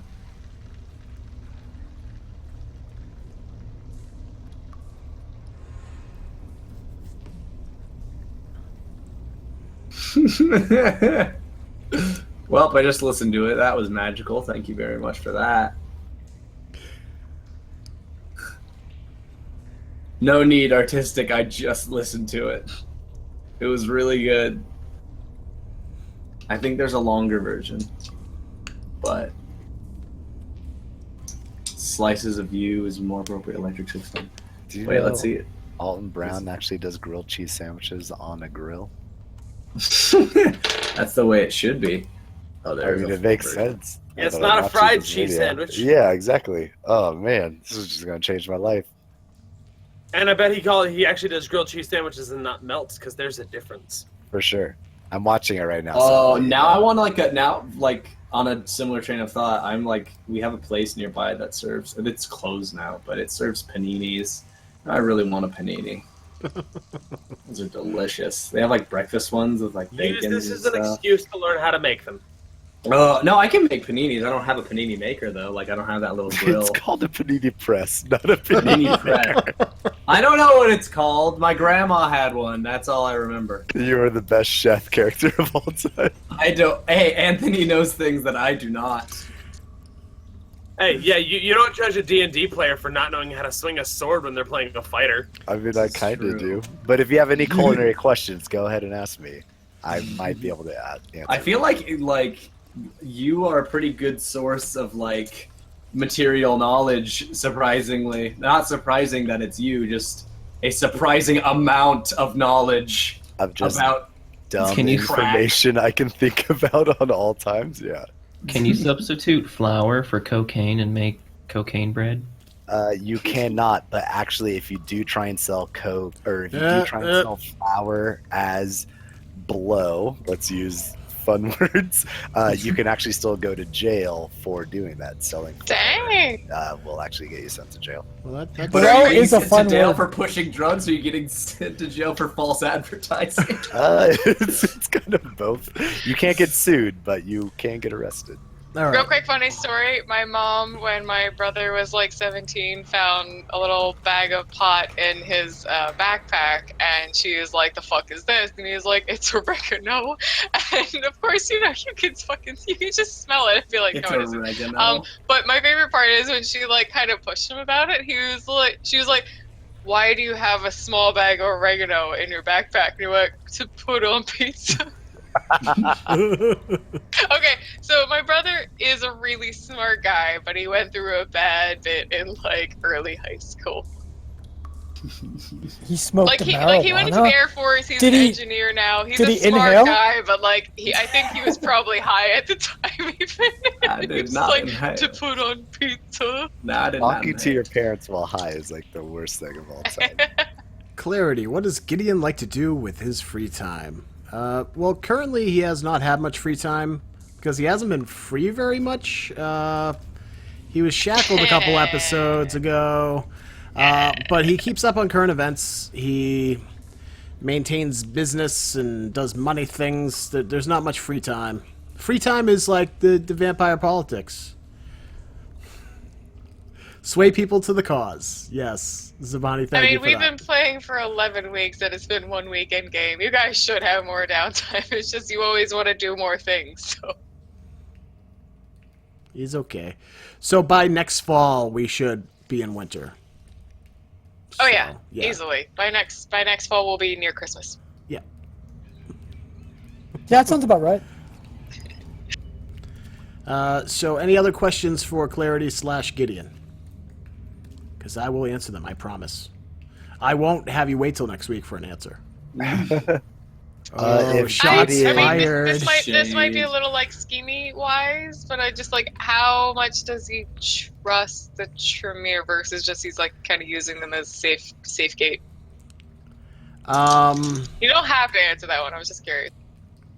Yeah, I'm not going to answer this one next week either. We might have an answer tonight.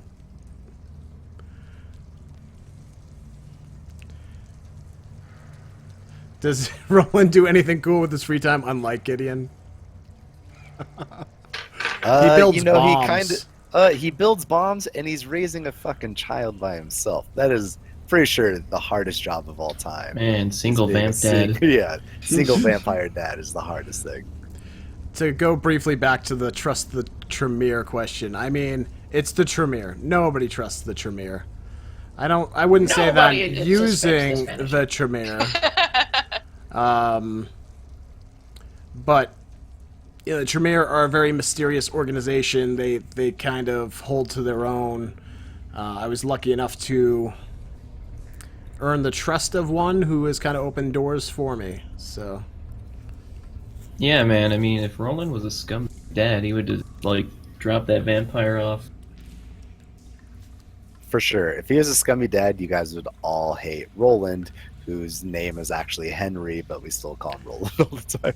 If dude, he was a shitty dad, he'd like leave his child in a sewer, like for days, and then like with like some horrible misshapen creatures of the night.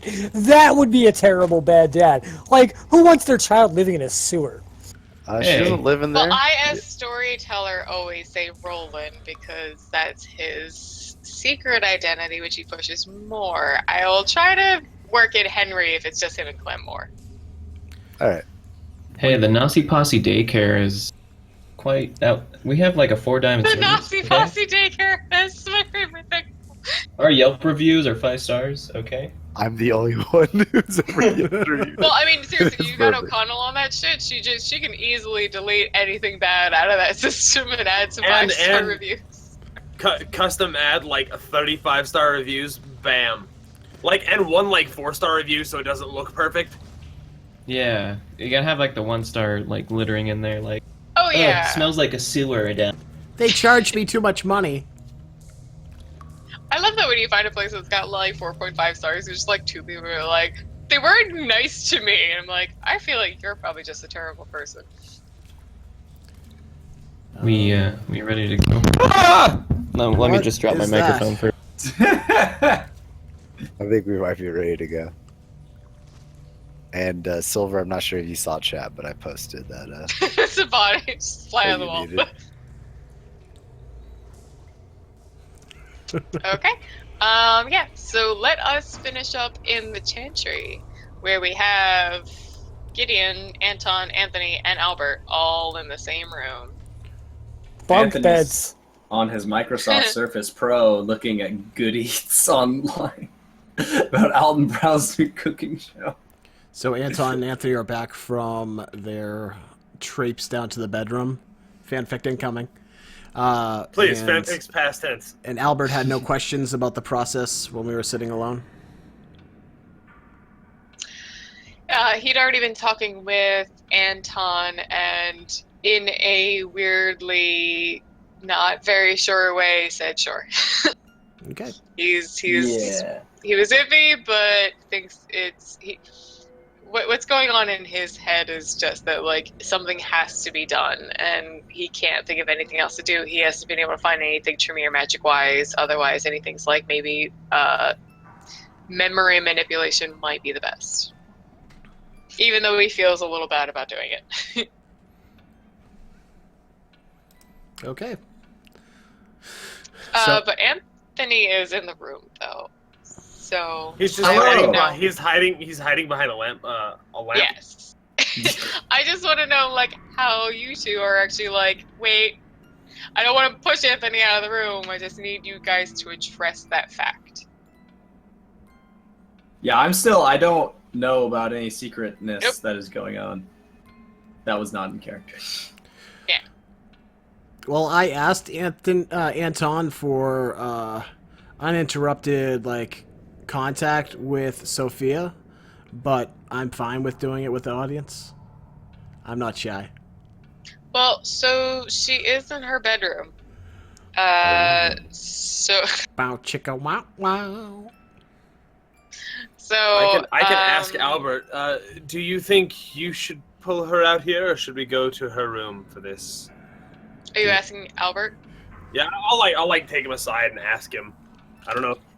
We don't need to keep Anthony out if we're going to her bedroom. It's a small room, but I feel like if the two realized, you needed privacy, they would just, not like you could whisper to him and explain that. And actually, you know what? I think Albert would say it might be best if you and him walk Gideon up to the room and sort of somewhat more casually try to explain that Gideon wanted to speak with her privately about something. Albert's pretty flustered, so I mean this. I'm not even as me. I'm just he would be I don't know what to say. Well, maybe we should get some backstory before I go up there. What is the Sure. actual issue, Albert? What is it that haunts her so? Okay. Yeah. No. Because I was trying to think. I was Anton did explain it, so I would say. But I'm not as surprised on Yeah. the whole deal as he is. No, So. Albert does know more details, obviously, because he was there when it happened. I would just say, this is still a stranger, and he's going to be a little nervous about trying to explain things. And what is it that you so wish maybe this to ask him a more accomplish? specific question. What Yeah. would you like to accomplish from this session with Sophia? So Albert, a little, what's the word? Hesitantly? He just has that cautious feeling, he doesn't know how to say this without being too blunt, and is holding back a little bit, but eventually just sort of breaks down after waiting a little while before he can speak, and says,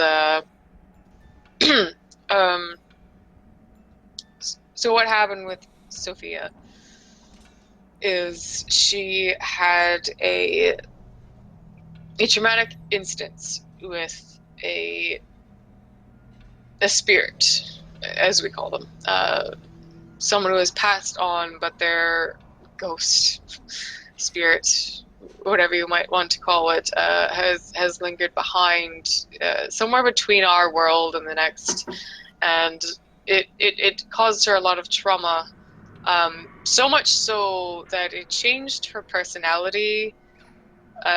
She did basically a 180. She's very different. If you had seen her some 10, 20 years ago, very, very different person. So the thing is that I feel like she's never been able to pass this trauma that occurred to her, and I don't know how she might be able to. She's tried. I've tried to help her. Vivian and Aisling and so many people have tried to help her, and it seems like it may in fact just be the memory that is sticking with her. That is the source of the trauma that cannot be overcome no matter what, and that is the only reason I am considering this approach, more like hypnosis for a human or something like that, to just get them past that memory that is causing all these problems. So if we can change, alter, erase the memory, whatever, let me explain a little further about the memory if you can find it, because you are Ventrue, correct? Yes. Yes. So I believe I understand what you are trying to do here. She had met a young girl. She never gave me the name. She was too upset to do so, but I am sure if you mention the little girl, she will know what you're speaking about. And if you clarify that the trauma the girl had, her worries, her unsureness about where she was in the world, was either not a concern of Sophia's, or it was maybe if you could even erase the memory entirely of the little girl that spoke to her, that might even be the best. That could be the best situation. But in general, she needs to stop worrying about this girl. It's this girl that has been haunting her for years, that she thought she could help and couldn't. And in fact, he pauses and looks a little bit like he doesn't want to say this, but he says, I believe when she initially summoned this girl, she asked her to do something. Sophia asked her to do something that the girl did not agree to, and I think that is why this happened. Spirit manipulation can force wraiths to do things for you, and if it fails, it does not go well. So what if was you the can end just result erase of the this, memory. Albert? The end result is happened that to the Sophia girl? went from being a fiery, passionate young woman, someone who knew what she wanted, went out into the world and took it, and had no qualms about anything else, to someone that lopes around the house quietly, sadly, does not seem like the person she used to be. She's just a shell of her former self. So what happened to the little girl? What happened to what? What happened to the spirit of the girl? She disappeared after the initial seance, but unfortunately, recently, she pulled her back again after finding a book that Anton had found, and it seems to have rekindled her anxiety. Now, I'm no adept at any sort of spirit magic or knowledge. Is there any course for this little girl to reach back out to Sophia if she does not summon her? Albert shakes his head. No. In fact, it is only Sophia that has been causing further problems by being obsessed with this little girl and always continuing to find her. So if she did forget about her, forget about what happened, or anything along those lines, even if she just had no interest in finding the girl again, that would be perfect. All right. Well, I think I'm fairly prepared for a chat with our Sophia. Yay. That was the storyteller. So yeah, I am. If Anton wants to accompany me up there. Well, yeah. So I would say Albert and Anton would both sort of like walk you up there and lead you into the part of the hallway that leads to her room. Albert would knock, and no noise came back, but he opened the door, and you see just Sophia sort of like back to you, laying on her bed, and Albert, towards her. Sophia, I have someone I would like you to meet. She rolls over and just looks at the three people in the doorway and doesn't really respond very much. So she's literally in bed? This is Gideon. She's laying in bed, like, casually, and Albert, like, points, like, hand to you. This is Gideon. He is a venture, somewhat newer to the city. I walk into the room.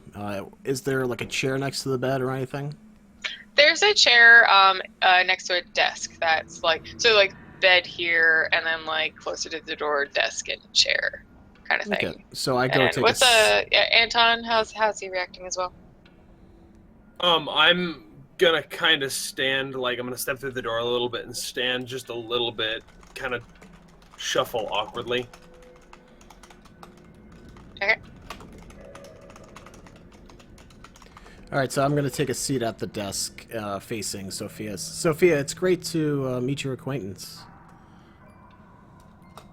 So she swings her legs over and actually gets into a sitting position. Oh, it's good to meet you too. I'm sorry, what was your name? Gideon. It's good to meet you, Gideon. And she looks a little confused at Albert and Anton. So, Sophia, I was asked to help you with the issue you've been having over the last few years. And what would that be? And okay, I turn all right. for So help. if you look over at Albert, he's going to like try to not so obviously shake his head like we're fine. I want to play a game, Sophia. Would you like to play a game? I want to play a game. So Let's play a game. she looks rather confused. Albert? And she looks over him, and he just sort of like waves. He's new to the Chantry, Sophia. This is his way of getting to know people. Just it's fine. We did it downstairs already. I didn't know I was lying to her. I know. That's why I'm trying to help you. Sophia, I want to play a lying game. I'm going to ask you a few questions.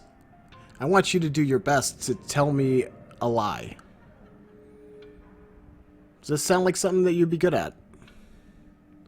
She gives a weird little slight smile smirk, looking again at Albert and Anton. Is like, what's going on? I mean, it's very nice to meet you, Gideon, but I don't understand. I was just told that you were a remarkable actress, that you could tell me a lie that I would not be able to tell from the truth. Well, I mean, yes, I'm good at these sorts of things. So Well, Sophia, I have a I bag of suppose, 10... but I don't under. What is this for? Sophia, I have a bag of $10,000 right here, and I open up the bag. Do you want to play this game? I'm going to look at Albert real quick and be like, what the fuck? Why does he have $10,000? Albert is going to look back at you and go, I don't understand what the fuck is going on either. I'm just trying to get her to agree. She's still, like, even though her personality changed, she's actually still, like, a little, like, playful and stuff, so she just kind of goes, like, okay, you want to play a lying game, right? Yes. Alright. Yes, I'm going to ask you questions, and you're going to do your best to lie to me. Alright. Alright, so sit up if you could, and look me in the eyes. She does. What is your name? And I'm going to use second level dominate. My aim here is to drain her of willpower. She has to do her best to not do it as I say. So it'll make the last attempt at the level 3 much easier. Okay. Alright, go ahead and roll for that. Alright, I'm just expecting her to roll, use the willpowers. But okay, let's do that. I think I have like 10 dice or something. Let me check hers. I don't even have my character sheet open. What am I doing? So unprepared.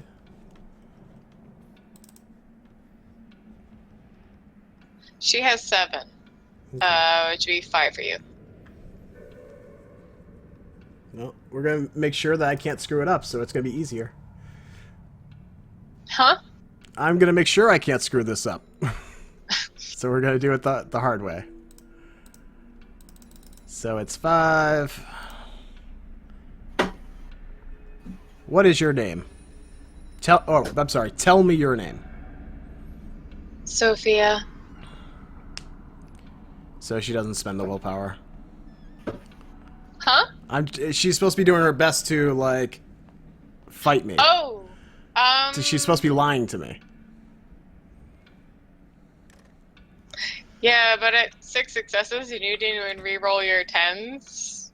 Even a willpower, I'm gonna say, I'm sorry, but she's just gonna say her name. One willpower is a marginal success against 6 successes with 2 All right, tens, so I'll just do the thing then. I can gauge how tough she is. I'm just trying to play it right. Like she wouldn't be able to fight that with 1 willpower. Okay. So we will just... If you did something like manipulation and intimidation as a normal thing, that would be one situation. But actual 6+ successes. Are you kidding me? The hell. All right, so 0 successes on this one. Okay, but you can go up to 6, which ain't so bad. I wanted her to spend willpower. God. All right, we'll try it again. I'll even What say the she spent it. hell? I'm just gonna say she spent it, but that's 1 success against, like, oh dang. 0 What the successes. hell? again. 2-0 success. Blotching! No, Like, it's botched. Zero. well, I know it's not blotching. I blotched tonight. You can't roll successes with 9 dice. Hey. Well, this is why I wanted to do it the other way. And just have the difficulty actually go down no matter what I rolled. Alright. So I am going up another difficulty. Yeah, unfortunately, I have to go up to 7 now. Alright, here we go. Hey, Mazel Tov. 7 I'm in. successes. 9 Whatever successes. you want, son. Firewall. You also have Albert and Anton nearby, so I know. like you can even ask them. What is your full name, Sophia? That's a good question. Sophia Ramos. Sophia, where were you born? I was born in San Francisco, California. She's taking on her accent now. Sophia, you have some friends, do you not? Of course. Maybe some friends in this room? Yes. They know you as a different sort of person. Yes, of course. What happened to you, Sophia? I met the young girl and she was so lost. She was upset. I didn't know what to do for her, and it hurt me so much to listen to her. I didn't know what to do. I don't even know how to fucking do this accent. I'm sorry. It's convincing enough. Yeah. That's how Connor does it every day. Sophia, Sophia, where were you born? I was born in San Francisco, California. What year?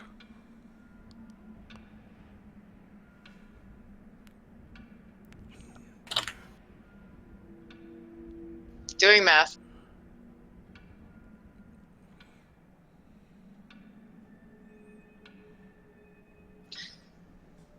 $1954. Sophia, what is your... I will ask you what your happiest memory is. I am going to make sure that you are familiar with me so I can guide you through the issues with this child. What is your happiest memory? That was more for the bystanders. My happiest memory is when Albert embraced me. Oh, I can't do that one. Do you remember who introduced you to Albert? Yes, it was Anton LaVey. Anton LaVey, another Anton. No, Anton Devon is LaVey? laughing. He knows. I know who Anton LaVey is. He knows. I don't know who Anton LaVey is. He's Dude, the you guy shouldn't. Who created the Church of Satan, the modern one. Yeah. Not any, like weird, non-old stuff. What is your happiest mortal memory? Meeting Anton LaVey. I'm now going to tell her I was the one that introduced you to Anton LaVey. We were great friends back then in the 70s. Okay. And then we'll go up. So tell me how you summoned this child.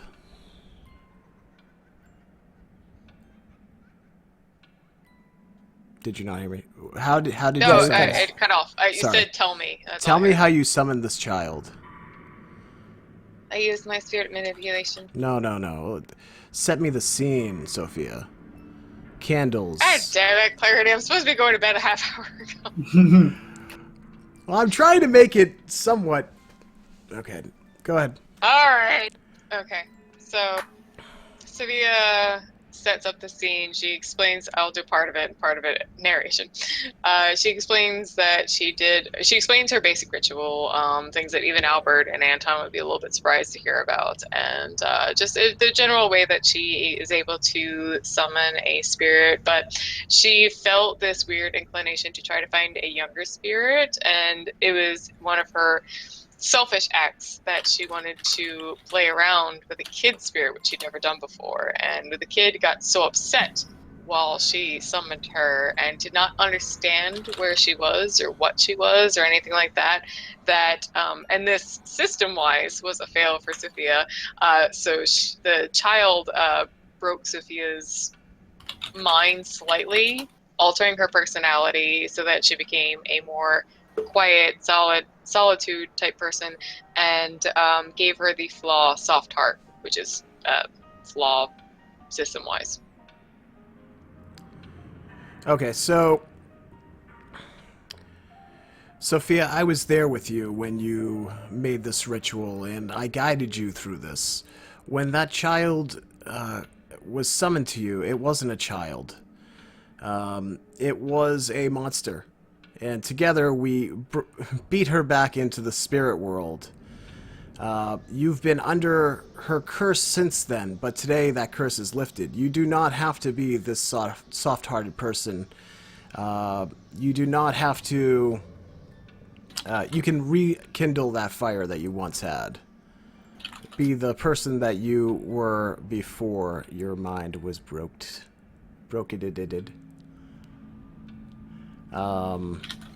So at that point, like, I'll do mechanical rolls at this point, like what other things I need to fix there, but...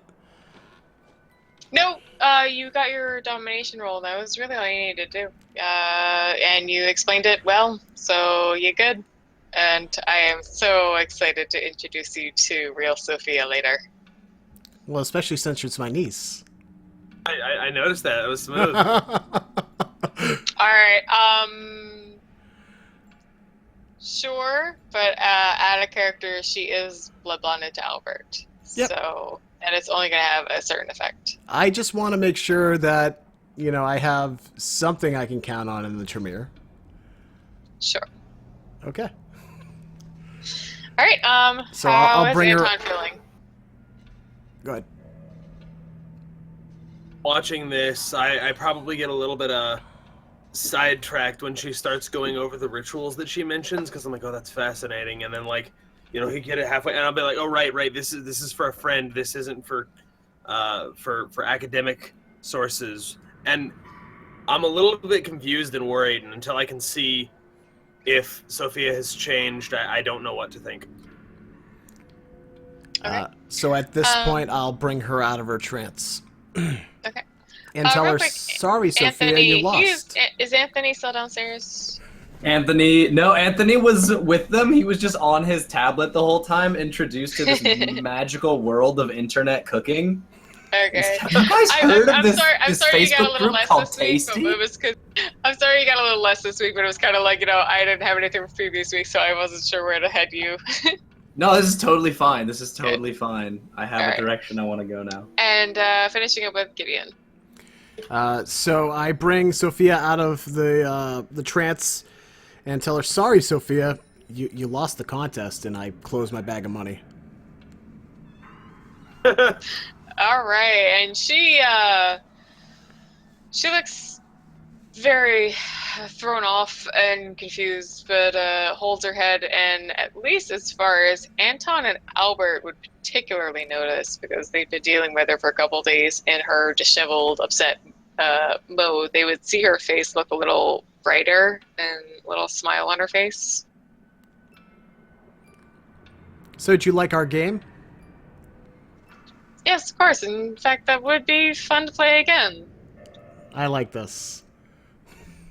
Well, Sophia, I'm glad that you remember me. She hops up out of the bed. And are you still sitting? Yes. Okay, but she hops up out of the bed quickly and walks over to shake your hand with a very suspicious smile on her face. Oh, no. What's... Oh, is that how you greet an old friend? And I open my arms up for a hug. She leans in and gives you a very big, squishy hug. So is it Of course like one? not, darling. Is it like one of those butts out hugs, or are we like, or is it like a real hug? Oh, big hug. Big real hug, close like. All right, Big real great. hug. All right, great. So hopefully she lets go of me. She does. Okay, cool. I think that's just about it for everybody. A couple people are like very into Saturday. We can pick it up next time and sort that all out. But I think this is a good place to end for the night. Somebody looks like he's already falling asleep. Revolver. You already asleep? Look at him stretch. All right, so that's it for this week. So, special announcement, we are on hiatus for Vampire the Masquerade Philly by Night for at least the next week. Hop in the Discord for announcements there. I would love to take the opportunity to thank all of our viewers, our subscribers, all of the people that make this thing happen, as well as our players and storyteller. Char, thank you for hanging out with us. Do you want to say a few words? Yeah, might as well. So I stream on Sundays and Mondays. Sundays I'll be doing it after the Seattle game, so it kind of fluctuates. On Mondays I'll try and do it all day long. I'll play some games with Freak if he's on. If not, I'll just play a variety of different whatever fucking games I want. Thank you guys for coming in and watching us. We appreciate it, and hopefully you get to see us on Tuesday when we play. Who knows what we play. All right, guys. Thank you so much. Thanks so much, Char. Freak Show, you do things on the internet? I do. Feel free to follow me on Twitch. I stream whenever the fuck I feel like it. But I love having you guys there, and I love everybody in chat. So I should stream more just so I can hang out with you guys more. So yeah, I'll be streaming more. I'll talk to you then. Thanks so much, Freak. Spira, our storyteller, you are so awesome. Thank you for hanging out with us. Do you want to say a couple words? You are amazing, awesome, beautiful, astounding, and our storyteller. Do you want to say a few words?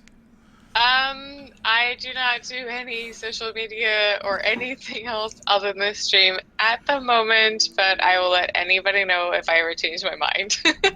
Well, thanks for hanging out with us, Spira. Zabani. Thank you. How's Zabani?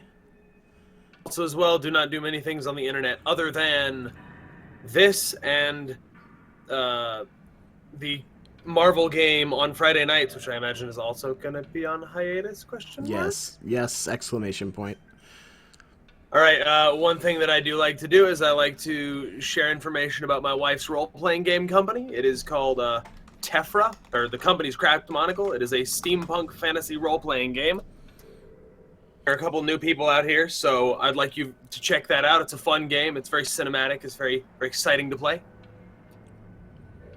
Oh, awesome. Well, thank you so much again for hanging out with us, Zabani. Tongue of Silver. Hello! Thanks for hanging out with us. Yeah, tonight was kind of a cluster screw for me, my bad. But yeah, I'll do things on the internet occasionally. I'll stream. Hashtag Overwatch win, Articus. Hashtag win. But, also hashtag win Tefra RPG one-off. That sounds super fun.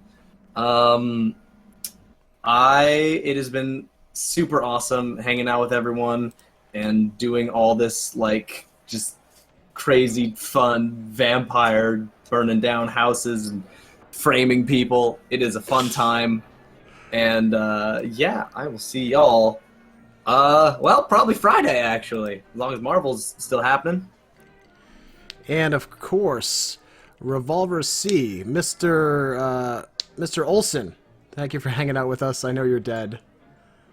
Yeah, sorry for being so tired. I only got 2 hours sleep. I had class today, so I'm really tired. But yeah, I'm Revolver C on Twitch. Normally I get more sleep than this, but I had a lot of fun. I was just crashing at the end. So yeah, just follow me on the twatters and the twitches and the things. Twitches and Twatters. Thanks again, Rev. Awesome to have you and everybody else. I'm Clarity GGTV. This is my channel. Make sure you hit the follow button. Come back and see us. Again, the channel will be on hiatus for at least a week. Make sure you join the Discord and check out the Twitter for announcements on that front. I am moving to Connecticut this weekend, so it'll be a few days until I can set up some internet. But I really appreciate all of you for hanging out, and we will see you again soon. Bye. Bye. Later. And we openly talk.